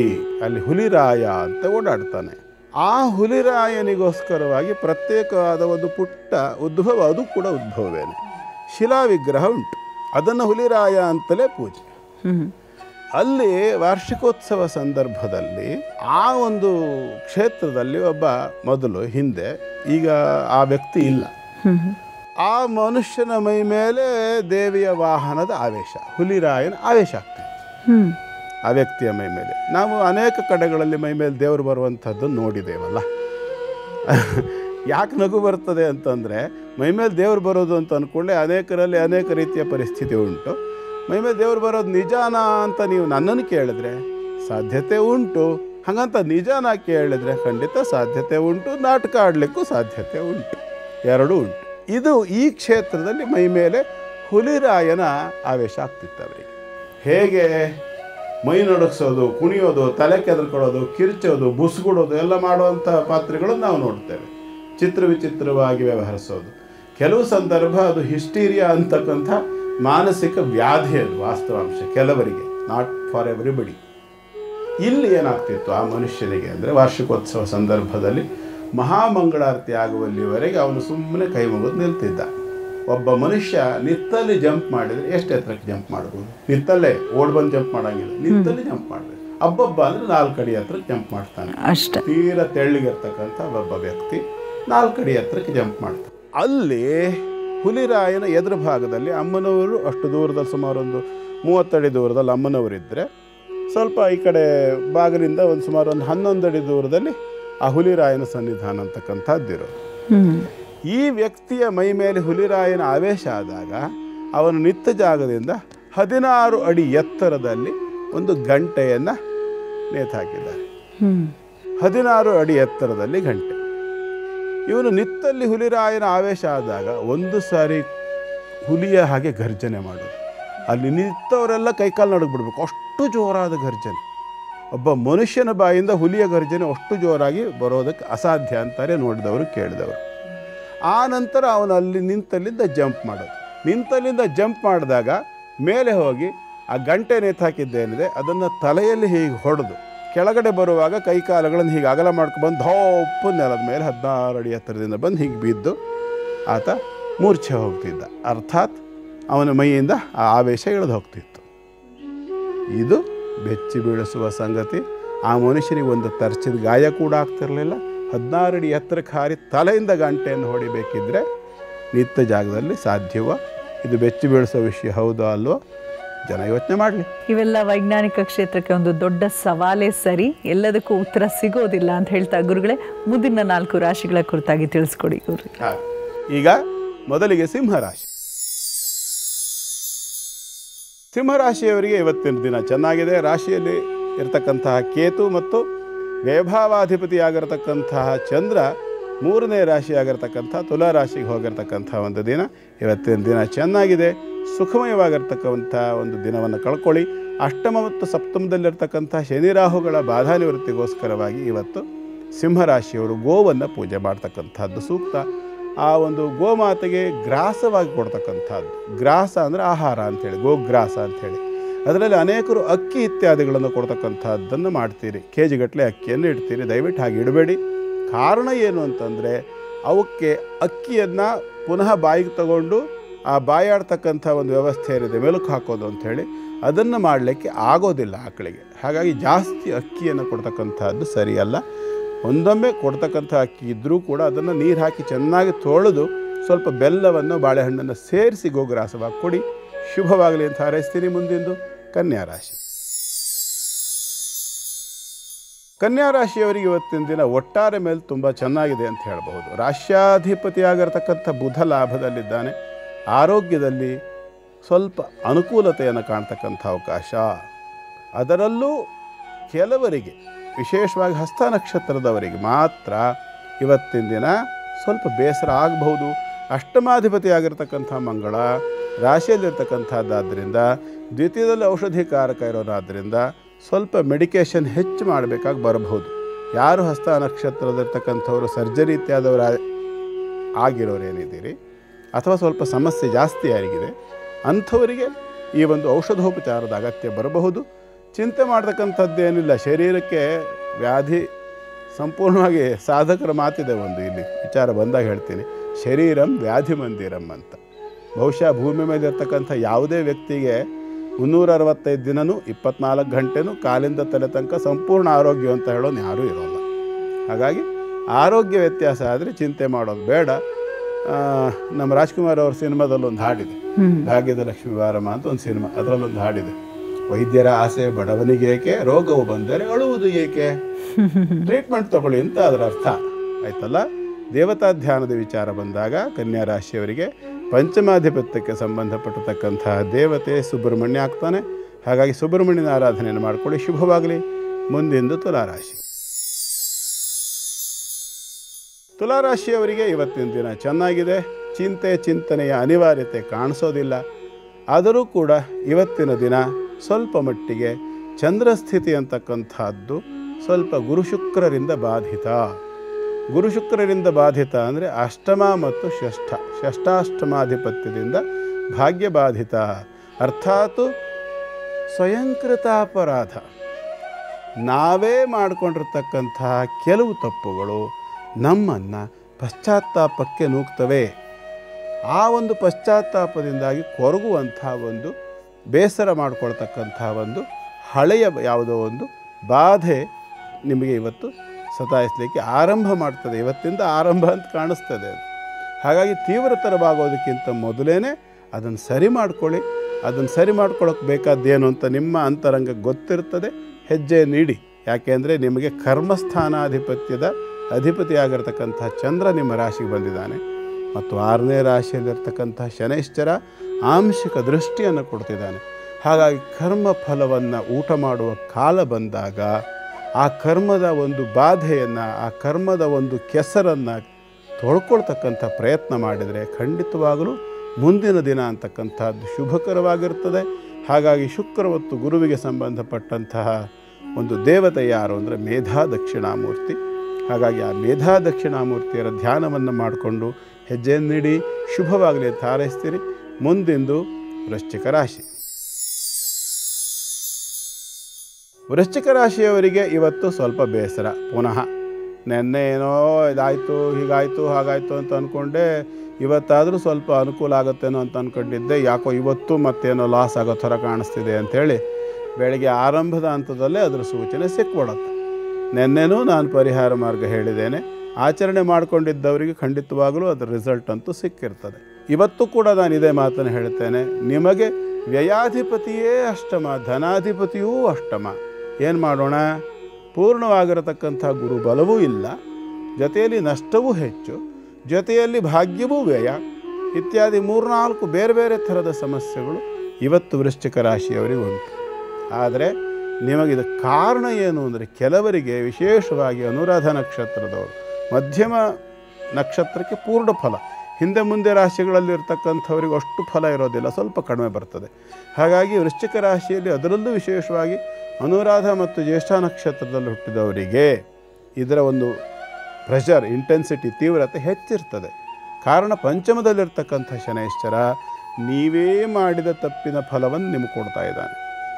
ಯಾರಿಗೆ ಸ್ವಯಂ ತಮ್ಮದೇ ಆಗಿರತಕ್ಕಂಥ ಉದ್ಯೋಗ ಇರ್ತದೆಯಲ್ಲ, ಅದರ ಲಾಭಕ್ಕೋಸ್ಕರದ ಅಥವಾ ಅದರಲ್ಲಿ ಆ ಒಂದು ವೃತ್ತಿಯಲ್ಲಿ ಲಾಭವನ್ನು ಹೆಚ್ಚು ಮಾಡಿಕೊಳ್ಬೇಕು ಅನ್ನೋ ಕಾರಣದಿಂದ, ದುರಾಸೆಯಿಂದ, ದುರ್ವರ್ತನೆಗಳಿಂದ, ದುಶ್ಚಟಗಳಿಂದ, ಕೆಟ್ಟ ಮಾರ್ಗಗಳಿಂದ, ವಾಮ ಮಾರ್ಗಗಳಿಂದ ಸಂಪಾದನೆಯನ್ನು ಮಾಡಿ ಶೇಖರಿಸಿಟ್ಕೊಂಡಿದ್ದೀರಲ್ಲ, ಅಥವಾ ಇಟ್ಕೊಂಡಿದ್ದರೆ ದ್ವಿತೀಯ ಭಾವದಲ್ಲಿರ್ತಕ್ಕಂಥ ಗುರು ಬಂದಿರತಕ್ಕಂಥದ್ದು ಅಷ್ಟಮಕ್ಕೆ ಈಗ ಅದನ್ನು ಊಟ ಮಾಡಿಸ್ತಾನೆ. ಹಾಗಾಗಿ ಆ ಮಾರ್ಗಗಳಿಗೆ ದಯವಿಟ್ಟು ಹೋಗಬೇಡಿ. ಹೋಗಿದ್ದ ಪಕ್ಷದಲ್ಲಿ ತತ್ಕ್ಷಣ ಹಿಂತಿರುಗ್ತಕ್ಕಂಥದ್ದು, ಅದಕ್ಕೆ ಬೇಕಾಗಿರ್ತಕ್ಕಂಥ ಪೆನಾಲ್ಟಿನೋ ಇನ್ನೊಂದು ಮತ್ತೊಂದು ಕ್ಷಮಾಪಣೆಯನ್ನು ಭಗವಂತನಲ್ಲಿ ಕೇಳಿಕೊಂಡು ಸರಿಯಾದ ಮಾರ್ಗಕ್ಕೆ ಬನ್ನಿ. ಒಳ್ಳೆಯ ಮಾರ್ಗದಲ್ಲಿ ದುಡಿದು ಬಾಳ್ತಕ್ಕಂಥ ಪ್ರಯತ್ನವನ್ನು ಮಾಡಿ, ಗುರುವನ್ನು ದರ್ಶನ ಮಾಡಿ. ವಿಶೇಷವಾಗಿ ಯಾರು ನೀವು ಗುರುವನ್ನು ನಂಬಿ ನಡ್ಕೊಳ್ತೀರಿ, ಸಾಯಿಬಾಬಾ ಇರ್ಬೋದು, ಶಂಕರಾಚಾರ್ಯ ಇರ್ಬೋದು, ಮಧ್ವಾಚಾರ್ಯರು, ರಾಮಾನುಜರು ಅಥವಾ ಗುರು ಪರಂಪರೆ ಯಾವುದೇ ಒಂದು ಗುರುಶಕ್ತಿಯನ್ನು ಅಧ್ಯಯನ ಅನುಷ್ಠಾನಾದಿಗಳನ್ನು ಮಾಡಿಕೊಂಡು ಕ್ಷಮಾಪಣೆಯನ್ನು ಕೇಳಿಕೊಂಡು ಮುಂದುವರಿಯಿರಿ. ಶುಭವಾಗಲಿ ಅಂತ ಹಾರೈಸುತ್ತೇನೆ. ಪ್ರಭಾಕರನವರು ಅವರ ಮಗಳ ಬಗ್ಗೆ ಕೇಳಬೇಕು ಅಂತ ಹುಟ್ಟಿದ ದಿನಾಂಕವನ್ನು ಕಳಿಸಿದ್ದಾರೆ. ಮಗುವಿನ ಹೆಸರು ನಾಗಹರ್ಷಿಣಿ ಅಂತ. 2017 ಹುಟ್ಟಿರುವಂಥದ್ದು. 25ನೇ ತಾರೀಕು 6ನೇ ತಿಂಗಳು, ಅಂದರೆ 25/6/2017. ಜೂನ್ 25ನೇ ತಾರೀಕು 8 ವರ್ಷದ ಮಗು. ಹೌದು, ಭಾನುವಾರ ಸಂಜೆ 5:20ಕ್ಕೆ ಹುಟ್ಟಿರುವಂಥದ್ದು. ಇವರು ಕೇಳ್ತಿರುವಂಥ ಪ್ರಶ್ನೆ ಏನಪ್ಪ ಅಂತ ಹೇಳಿದ್ರೆ, ಗುರುಜಿ, ನನ್ನ ಮಗಳು ಬಹಳ ಮೃದು ಸ್ವಭಾವದವಳು, ಬಹಳ ಸೈಲೆಂಟು, ಅಂತರ್ಮುಖಿ, ಸ್ವಲ್ಪ ಚೆನ್ನಾಗಿ ಹಾಡ್ತಾಳೆ. ಹಾಗಾಗಿ ನಾವೇನು ಬಹಳ ಸ್ಥಿತಿವಂತರಲ್ಲದಿದ್ದರೂ ಕೂಡ ನಾವು ಅವಳನ್ನ ಒಂದು ಡಾನ್ಸ್ ಕ್ಲಾಸ್ಗೆ, ಸಿಂಗಿಂಗ್ ಕ್ಲಾಸಸ್ಸಿಗೆ ಹಾಕಿದ್ದೀವಿ. ಕಲಿತಾಳೆ ಹೊರತು ಯಾರ ಮುಂದೆನೂ ಹಾಡೋದಕ್ಕೆ ಇಷ್ಟಪಡೋದಿಲ್ಲ. ಒಬ್ಬೊಬ್ಬಳೇ ಗುಣಗ್ತಿರ್ತಾಳೆ, ಬಹಳ ಚೆನ್ನಾಗಿ ಗುಣಗ್ತಾಳೆ. ಎಲ್ಲರ ಮುಂದೆ ಹಾಡಮ್ಮ ಅಂದರೆ ಹಿಂಜರಿತಾಳೆ. ಇದೇ ಫೀಲ್ಡಲ್ಲಿ ಮುಂದೆ ಹೋಗ್ತಾಳ ಅಥವಾ ವಿದ್ಯೆ ಹೇಗಿದೆ ಗುರುಗಳೇ? ತುಂಬ ಎಲ್ಲರ ಜೊತೆಗೂ ಬೆರೆಯದಂಥ ಒಂದು ಮಗುವಿದು ಅಂತ ಕೇಳ್ತಾರೆ. ಭವಿಷ್ಯ ಹೇಗಿದೆ ಅಂತ ನೀವು ಕೊಟ್ಟಿರೋ ಡೇಟ್ ಆ್ಯಂಡ್ ಟೈಮ್ ಏನಿದೆ, ಇದರ ಪ್ರಕಾರವಾಗಿ ಈ ಮಗುವಿಂದು ಮಘ ನಕ್ಷತ್ರ ಸಿಂಹರಾಶಿ ಆಗುತ್ತೆ. ಪ್ರಭಾಕರ್ ಅಂತಂದರೆ ನಾಗಹರ್ಷಿಣಿ ಅನ್ನುವಂಥ ಮಗುವಿನ ಹೆಸರು. 8 ವರ್ಷ ತುಂಬಿದೆ. ಈ ಜಾತಕಕ್ಕೆ ಕರ್ಕಾಟಕ ಲಗ್ನ ಮತ್ತು ಸಿಂಹರಾಶಿ ಆಗುತ್ತೆ. ಸಿಂಹದಲ್ಲಿ ಚಂದ್ರ ಲಗ್ನಾಧಿಪತಿಯಾಗಿ ದ್ವಿತೀಯದಲ್ಲಿದ್ದಾನೆ. ಬುಧ ಮತ್ತು ರಾಹುವಿನೊಂದಿಗೆ ಸೇರಿರ್ತಕ್ಕಂಥದ್ದು. ಬುಧ, ಚಂದ್ರ, ರಾಹು ಈ ಮೂರೂ ಕೂಡ 2ನೇ ರಾಶಿಯಲ್ಲಿದ್ದರೆ ಅದ್ಭುತವಾಗಿರ್ತಕ್ಕಂಥ ಒಂದು ಯೋಗವನ್ನು ಕೊಡ್ತಾನೆ. ಅದು ಧ್ವನಿ. 2ನೇದು ಬುಧ ಮತ್ತು ಚಂದ್ರ, ರಾಹು 3 ಇದ್ದಾಗ 2ನೇ ಲಕ್ಷಣವನ್ನು ಏನು ಕೊಡ್ತಾನೆ ಅಂತಂದರೆ, ಇದು ಅಂತರ್ಮುಖಿ. ಮಾನಸಿಕವಾಗಿರ್ತಕ್ಕಂತಹ ಒಂದು ಸಮಸ್ಯೆ ಅಂತ ಅನ್ನಿಸುವಷ್ಟರ ಮಟ್ಟಿಗೆ ಕೂಡ ಇದು ಲಕ್ಷಣ ಕಾಣಿಸಬಹುದು. ಆದರೆ ಒಬ್ಬ ಮನುಷ್ಯ ಮಾನಸಿಕವಾಗಿ ತಾನು ಮುಕ್ತವಾಗಿದ್ದರೆ ಇನ್ನೊಬ್ಬರ ಜೊತೆಗೆ ಬೆರೆಯಬಲ್ಲನೇ ಹೊರತು ಯಾವುದೋ ಒಂದು ಥರದ ಹಿಂಜರಿಕೆಯೋ ಅಥವಾ ಒಂದು ಮುಜುಗರವೋ ಅಥವಾ ಸಂಕೋಚವೋ ಅಥವಾ ಭಯವೋ ಇದೆಲ್ಲದರ ಸೂಚಕ ಬುಧ ಮತ್ತು ರಾಹು. ಇದು ದ್ವಿತೀಯ ರಾಶಿಯಲ್ಲಿರ್ತಕ್ಕಂಥದ್ದು. ಈ ಕಾರಣಕ್ಕಾಗಿ ಆ ಮಗು ಹೆಚ್ಚು ಮಾತಾಡೋದಿಲ್ಲ, ಜಾಸ್ತಿ ಜನರ ಜೊತೆ ಬೆರೆಯೋದಿಲ್ಲ, ಅಥವಾ ಸ್ವಲ್ಪ ಹೆಚ್ಚು ಸಂಕೋಚದ ಪ್ರಭಾವ. ಟಚ್ ಮಿ ನಾಟ್, ನಾಚಿಕೆ ಮುಳ್ಳು ಅಂತಾರಲ್ಲ, ಹಾಗೆ ಮುಟ್ಟಿದ ಕೂಡಲೇ ಮುದುರ್ಕೊಂಡ್ಬಿಡುತ್ತೆ. ಮುಟ್ಟಿರು ಮುನಿ ಅಂತಾರೆ, ಅದಕ್ಕೇನು ಮುನಿಸ್ಕೊಳ್ಳಲ್ಲ ಅದು. ಇದು ಅಷ್ಟೇ, ಈ ಮಗುನೂ ಅಷ್ಟೇ, ಮುಟ್ಟಿರು ಮುನಿ ಥರನೇ ಹೊರತು ಮುನಿಸ್ಕೊಳ್ತಕ್ಕಂಥ ಸ್ವಭಾವ ಇಲ್ಲ. ಸ್ವಲ್ಪ ಸಂಕೋಚ ಪ್ರವೃತ್ತಿ. ಶುಕ್ರ ಶನಿ ತುಂಬ ಚೆನ್ನಾಗಿದ್ದಾರೆ. ಈಕೆಗೆ ಖಂಡಿತವಾಗಲೂ ಸಂಗೀತದಲ್ಲಿ ಆಸಕ್ತಿ ಇದ್ದರೆ ಅಗತ್ಯವಾಗಿ ಕಲಿಸಿ ಸಂಪೂರ್ಣವಾಗಿ ಅದರಲ್ಲೇ ಅವಳನ್ನು ಮುಳುಗಿಸಿ ಪೂರ್ಣ ವಿದ್ಯಾಪಾರಂಗತೆಯನ್ನಾಗಿ ಮಾಡಿ ಅಂಥೇಳಿ ನಾನು ಹಾರೈಸ್ತೀನಿ. ಯಾಕೆ ಅಂತಂದರೆ ಪೂರ್ಣವಾಗಿರ್ತಕ್ಕಂಥ ಅವಕಾಶ ಉಂಟು. ಆದರೆ ಒಂದು ಸಲಹೆ ಕೊಡ್ತೀನಿ ಈ ಮಗುವಿನ ಭವಿಷ್ಯದ ದೃಷ್ಟಿಯಿಂದ. ಈಗ ಈ ಮಗುವಿಗೆ ಶುಕ್ರದಶೆ ನಡೀತಾ ಇದೆ. ಹಾಗಾಗಿ ಈ ಮಗುವನ್ನು ಕರ್ಕೊಂಡು ಕೊಲ್ಲೂರು ಮೂಕಾಂಬಿಕೆ ಸನ್ನಿಧಾನಕ್ಕೆ ಹೋಗಿ ಒಂದು ಬೆಳ್ಳಿಯ ನಾಲಿಗೆ ಮತ್ತೊಂದು ಗಂಟೆ, ಕೈಯಲ್ಲಿ ಹಿಡಿದು ತೂಗುವಂಥ ಗಂಟೆ, ಶಬ್ದ ಸ್ಪಷ್ಟವಾಗಿ ಬರಬೇಕು. ಅದರಲ್ಲಿ 6 ರೀತಿಯ ಸ್ವರಗಳನ್ನು ಗಂಟೆ ಸೂಚಿಸ್ತದೆ. ಸ ರಿ ಗ ಮ ಪ ಧ ನಿ ಅಲ್ವಾ? ಇದರಲ್ಲಿ ಸ ಇಂದ ಬರ್ತಕ್ಕಂತಹ ಗಂಟೆ ಇರೋದಿಲ್ಲ. ರಿ ಗ ಮ ಪ ಧ ನಿ ಈ 6 ಅಕ್ಷರಗಳನ್ನು ಮಾತ್ರ ಶಬ್ದ ಸೂಚಿಸ್ತದೆ. ಅದನ್ನ ಗಮನಿಸಬೇಕು ನೀವು. ಇದರಲ್ಲಿ ಸ ರಿ ಗ ಮ ಪ 5ನೇದಿದೆಯಲ್ಲ, ಪಂಚಮ ಸ್ವರ ಅಂತ ಹೇಳ್ತಾರಲ್ಲ, ಆ ಪ ಅನ್ನುವಂತಹ ಒಂದು ತೀವ್ರತೆ ಬರ್ತಕ್ಕಂಥದ್ದು, ಸ್ವರ ಬರ್ತಕ್ಕಂಥದ್ದು, ಆ ರೀತಿ ಶಬ್ದ ಬರ್ತಕ್ಕಂಥ ಗಂಟೆಯನ್ನು, ಕೈಯಲ್ಲಿ ತೂಗ್ತಕ್ಕಂಥ ಗಂಟೆಯನ್ನು ಹೇಗಾದರೂ ಹುಡುಕಿ ಸಂಪಾದನೆ ಮಾಡ್ಕೊಳ್ಳಿ. ತಮಿಳುನಾಡಿನಲ್ಲಿ ಕೆಲವು ಕಡೆಗಳಲ್ಲಿ ಅದು ಸಿಗ್ತದೆ ಅಂತ ಕೇಳಿದ್ದೇನೆ. ಸ್ವಲ್ಪ ಒಳ್ಳೆಯ ಕ್ವಾಲಿಟಿಯ ಕಂಚಿನ ಗಂಟೆ ಆದರೆ ತುಂಬ ಒಳ್ಳೆಯದು. ಅದಿಲ್ಲ ಅಂದರೆ ಪಂಚಲೋಹದ ಗಂಟೆ ತುಂಬ ಒಳ್ಳೆಯದು. ಇದನ್ನು ಹುಡುಕಿ ಸ್ವಲ್ಪ ಹೆಚ್ಚು ಕಾಸ್ಟ್ಲಿ ಆಗಬಹುದು, ಒಂದು 4-8 ಸಾವಿರ ರೂಪಾಯಿವರೆಗೂ ಹೋಗಬಹುದು. ತೀರ ದೊಡ್ಡ ಗಂಟೆ ಅಲ್ಲ, ಕೈಲಿ ಹಿಡಿದು ತೂಗುವಂಥ ಗಂಟೆ ಆಗಿರಬೇಕು, ಪಂಚಮ ಪ ಸ್ವರ ಹೊರಡ್ತಕ್ಕಂಥ ಗಂಟೆ ಆಗಿರಬೇಕು, ಪಂಚಲೋಹ ಅಥವಾ ಕಂಚಿನ ಗಂಟೆ ಆಗಿರಬೇಕು. ಇದನ್ನು ತಗೊಳ್ಳಿ. ಜೊತೆಯಲ್ಲಿ ಒಂದು ಬೆಳ್ಳಿಯ ನಾಲಿಗೆ ಆಕಾರವನ್ನು ಮಾಡಿಸ್ಕೊಳ್ಳಿ. ಆ ನಾಲಿಗೆ ಆಕಾರದ ಮೇಲೆ ನಿಮ್ಮ ಮಗಳ ಹೆಸರನ್ನು ಬರೆಸಿ ಅದಕ್ಕೊಂದು ಪೂಜೆಯನ್ನು ಮಾಡಿ. ಬೆಳಿಗ್ಗೆ ದೃಷ್ಟಿ ತುಂಬ ಬೇಗ ತಾಗ್ತದೆ, ದ್ವಿತೀಯ ರಾಶಿಯಲ್ಲಿ ರಾಹು ಇರುವುದಂಥ ಕಾರಣದಿಂದಾಗಿ. ಹಾಗಾಗಿ ಆಕೆ ಎಲ್ಲೂ ದೃಷ್ಟಿ ತಾಗದೇ ಇರಲಿ, ಅವಳ ಸ್ವರಕ್ಕೆ ಮುಂದಿನ ದಿನಗಳಲ್ಲಿ ಏನೂ ತೊಂದರೆ ಬಾರದೇ ಇರಲಿ, ಪೂರ್ಣವಾಗಿರತಕ್ಕಂಥ ಸಂಗೀತಾಭ್ಯಾಸ ಇವಳಿ ತುಂಬ ಚೆನ್ನಾಗಿ ಆಗಲಿ. ಈ 3 ಸಂಕಲ್ಪವನ್ನು ಇಟ್ಕೊಂಡು ದೃಢತೆಗೋಸ್ಕರ ಗಟ್ಟಿಯಾಗಿ ಆ ಕಂಠ ಅಂತಕ್ಕಂಥದ್ದು ಶೇಕ್ ಆಗತಕ್ಕಂಥದ್ದಾಗಿರ್ಬೋದು, ಅಥವಾ ಕೆಲವರಿಗೆ ಧ್ವನಿ ಒಡೆದೋಗ್ತದೆ, ಹಾಡು ಹೇಳುವಾಗಲೇ ಧ್ವನಿ ಬಿದ್ದೋಗ್ತಕ್ಕಂಥದ್ದು, ಆಮೇಲೆ ತಿಂಗಳುಗಟ್ಟಲೆ ಅದಕ್ಕೆ ಟ್ರೀಟ್ಮೆಂಟ್ ತೊಗೊಳ್ಬೇಕಾಗಿ ಬರ್ತಕ್ಕಂಥದ್ದು, ಇವೆಲ್ಲ ಹಾಡುಗಾರರಿಗಿರೋ ಸಹಜ ಸಮಸ್ಯೆಗಳು. ಹಾಗಾಗಿ ಈ ಥರದ ಯಾವುದೇ ಸಮಸ್ಯೆಗಳು ಬರದೇ ಇರಲಿ ಅನ್ನುವಂಥ ಕಾರಣಕ್ಕಾಗಿ ಈ 2 ವಸ್ತುಗಳು ಯಾವ್ಯಾವುದು ಅಂತ ಗೊತ್ತಾಯ್ತಲ್ಲ, ತಗೊಂಡು ಕೊಲ್ಲೂರಿಗೆ ಹೋಗಿ ಮೂಕಾಂಬಿಕಾ ದರ್ಶನವನ್ನು ಒಂದು ಶುಕ್ರವಾರ ಅಥವಾ ನವಮಿ ಇರ್ತಕ್ಕಂಥ ಸಂದರ್ಭ, ಶುಕ್ಲ ಪಕ್ಷದ ನವಮಿ ಅಥವಾ ಕೃಷ್ಣ ಪಕ್ಷದ ನವಮಿ ಎರಡೂ ಬರ್ತದೆ. ಶುಕ್ರವಾರವೇ ನವಮಿ ಬಂದಿದ್ದರೆ ತುಂಬಾ ಒಳ್ಳೆಯದು. ಹಾಗಾಗಿ ಹೇಳ್ತಾ ಇದ್ದೇನೆ, ಈ ಒಂದು ಸಂಕಲ್ಪವನ್ನು ಮಾಡಿಕೊಂಡು ಅವಳನ್ನು ಕರ್ಕೊಂಡು ಹೋಗಿ ಅದನ್ನು ಒಪ್ಪಿಸಿ ಬರಲಿ. ಖಂಡಿತವಾಗಿ ನಿಮ್ಮ ಮಗುವಿನ ಭವಿಷ್ಯ ತುಂಬ ಚೆನ್ನಾಗಿದೆ. ಕೆಲವು ವರ್ಷಗಳ ನಂತರ, ಸುಮಾರು ಅವಳಿಗೆ 20-24 ವರ್ಷಗಳು ತುಂಬಿದಾಗ ಒಂದು ಕಂಟಕ ಬರ್ತದೆ. ಆ ಸಂದರ್ಭದಲ್ಲಿ ಅದಕ್ಕೆ ಬೇಕಾದ ಶಾಂತಿಯನ್ನು ಮಾಡಿಕೊಂಡ್ರೆ ಸಾಕು, ಮಗುವಿನ ಭವಿಷ್ಯ ಚೆನ್ನಾಗಿದೆ, ಒಳ್ಳೆಯದಾಗಿ. ಧನ್ಯವಾದಗಳು ಪ್ರಭಾಕರ್ ಅವರೇ, ಕಾರ್ಯಕ್ರಮಕ್ಕೆ ಮೆಸೇಜ್ ಕಳಿಸಿದ್ದಕ್ಕಾಗಿ ಅಂತ ಹೇಳ್ತಾ, ಗುರುಗಳೇ ಇನ್ನುಳಿದ 4 ರಾಶಿಗಳು. ಈಗ ಮೊದಲಿಗೆ ಧನುರಾಶಿ. ಧನುರಾಶಿಯವರಿಗೆ ಇವತ್ತಿನ ದಿನ ನೆನ್ನೆಯ ಫಲವನ್ನೇ ಪುನಃ ಹೇಳ್ತೇನೆ. ಕಾರಣ ಏನು ಅಂತಂದರೆ, ಅಷ್ಟಮಾಧಿಪತಿ ಲಾಭಕ್ಕೆ ಬಂದಿದ್ದಾನೆ ಮತ್ತು 4-10ನೇ ರಾಶಿಗಳಲ್ಲಿ ಇರ್ತಕ್ಕಂಥ ಶನಿ ಮಂಗಳ ಒಂದು ಯೋಗ. ಇದು ಈ ಹಿಂದೆ ನಾನು ನಿಮಗೊಂದು ಮಾತು ಹೇಳಿ, ನೆನ್ನೆ ದಿವಸ ನರಸಿಂಹನ ಆರಾಧನೆಯನ್ನು ಮಾಡೋದಕ್ಕೆ ಹೇಳಿದ್ದೆ. ನೀವು ಅದನ್ನು ಮಾಡಿರ್ತೀರಿ ಕೂಡ. ನಿನ್ನೆ ನಿಮಗೆ ಅದರಿಂದ ಸಾಕಷ್ಟು ರಿಲೀಫ್ ಕೂಡ ಸಿಕ್ಕಿರ್ತದೆ ಅಲ್ವಾ? ಇವತ್ತು ಕೂಡ ಅದನ್ನೇ ಕಂಟಿನ್ಯೂ ಮಾಡಿ. ಕಾರಣ ಏನು ಅಂತಂದರೆ, ಕೆಲವು ದಿವಸಗಳವರೆಗೆ ಈ ಥರದ ಒಂದು ಆರಾಧನೆಯನ್ನು ಮುಂದುವರಿಸಿಕೊಂಡು ಹೋದ ಒಂದು ಪಕ್ಷದಲ್ಲಿ ಆ ಒಂದು ನರಸಿಂಹನ ಅನುಗ್ರಹದಿಂದ ಸಾಕಷ್ಟು ನಿಮಗೆ ರಕ್ಷಣೆ ಮತ್ತು ಅಭಿವೃದ್ಧಿ ಎರಡೂ ಕೂಡ ಸಿಗ್ತದೆ. ಶುಭವಾಗಲಿ. ಮುಂದೆಂದು ಮಕರ ರಾಶಿ. ಮಕರ ರಾಶಿಯವರಿಗೆ ಇವತ್ತಿನ ದಿನ ತಕ್ಕ ಮಟ್ಟಿಗೆ ಚೆನ್ನಾಗಿರ್ತಕ್ಕಂಥದ್ದು. ಸ್ವಲ್ಪ ದ್ವಿತೀಯ ಭಾವದಲ್ಲಿರ್ತಕ್ಕಂಥ ರಾಹುವಿನ ಬಗ್ಗೆ ಎಚ್ಚರಿಕೆಯಿಂದಿರಿ. ಸಪ್ತಮದಲ್ಲಿ ಇರತಕ್ಕಂತಹ ಬುಧಾದಿತ್ಯ ಯೋಗ ನಿಮ್ಮ ಜಾಣತನಕ್ಕೆ ಮತ್ತಷ್ಟು ಲಾಭಾಂಶವನ್ನು ತಂದುಕೊಡ್ತಕ್ಕಂಥ ಸಾಧ್ಯತೆ. ಇಲ್ಲಿ ಬಹಳ ಅದ್ಭುತವಾದಂಥ ಒಂದು ಯೋಗ ಕೂಡ ಇದೆ. ಸಪ್ತಮ ಮತ್ತು ಕರ್ಮದಲ್ಲಿರ್ತಕ್ಕಂತಹ ಚಂದ್ರ ಸಪ್ತಮಾಧಿಪತಿ ಕೂಡ ಹೌದು. ಹಾಗಾಗಿ ಯಾರು ಏನು ಹೇಳ್ತಾರೆ ಅದಕ್ಕೆ, ಸ್ವಂತ ಉದ್ಯೋಗವನ್ನು ಮಾಡ್ತಕ್ಕಂಥವರು, ಫ್ರೀಲ್ಯಾನ್ಸಿಂಗ್ ಇತ್ಯಾದಿಗಳನ್ನು ಇಟ್ಕೊಂಡು ಹೊರಗಡೆಗೆ ಬೇರೆ ಬೇರೆ ವೃತ್ತಿಗಳಲ್ಲಿರ್ತಕ್ಕಂಥವರು, ಅವರಿಗೆಲ್ಲ ಇವತ್ತಿನ ದಿನ ತಕ್ಕ ಮಟ್ಟಿಗೆ ಉತ್ತಮವಾಗಿರ್ತಕ್ಕಂಥದ್ದಾದರೂ ಕೂಡ ಅಷ್ಟಮ ಭಾವದಲ್ಲಿರ್ತಕ್ಕಂಥ ಕೇತುವಿನಿಂದ, ದ್ವಿತೀಯದಲ್ಲಿರ್ತಕ್ಕಂಥ ರಾಹುವಿನಿಂದ ಸ್ವಲ್ಪ ಮಟ್ಟಿನ ಕಿರಿಕಿರಿಯನ್ನು ಊಹಿಸಬಹುದು. ಗುರುಬಲ ಕೂಡ ಇಲ್ಲ. ಹಾಗಾಗಿ ಏನು ಮಾಡಿ, ಬಾಧೆ ಬಂದಿರತಕ್ಕಂಥದ್ದು ಶುಕ್ರಾದಿ ಗ್ರಹಗಳನ್ನು. ಆದ್ದರಿಂದ ಹಣ್ಣು ಬಿಡ್ತಕ್ಕಂತಹ ಒಂದು ಅತ್ತಿ ಮರ, ನೀವೆಲ್ಲ ಗೊತ್ತಿರ್ತದೆ, ಔದುಂಬರ ವೃಕ್ಷ, ದತ್ತಾತ್ರೇಯರ ಮರ ಅಂತಲೂ ಕರೀತಾರೆ. ಆ ಒಂದು ಔದುಂಬರ ವೃಕ್ಷಕ್ಕೆ 20 ಪ್ರದಕ್ಷಿಣೆ ಮಾಡಿ, ಪ್ರತಿಯೊಂದು ಪ್ರದಕ್ಷಿಣೆಗೂ ಒಂದೊಂದರಂತೆ ನಮಸ್ಕಾರ ಮಾಡಿ ಬರುವುದರಿಂದ ಕೂಡ ಈ ಒಂದು ಸಮಸ್ಯೆ ಅಂತಕ್ಕಂಥದ್ದು ಕಡಿಮೆ ಆಗ್ತದೆ. ಶುಭವಾಗಲಿ ಅಂತ ಹಾರೈಸ್ತೀನಿ. ಮುಂದೆಂದು ಕುಂಭರಾಶಿ.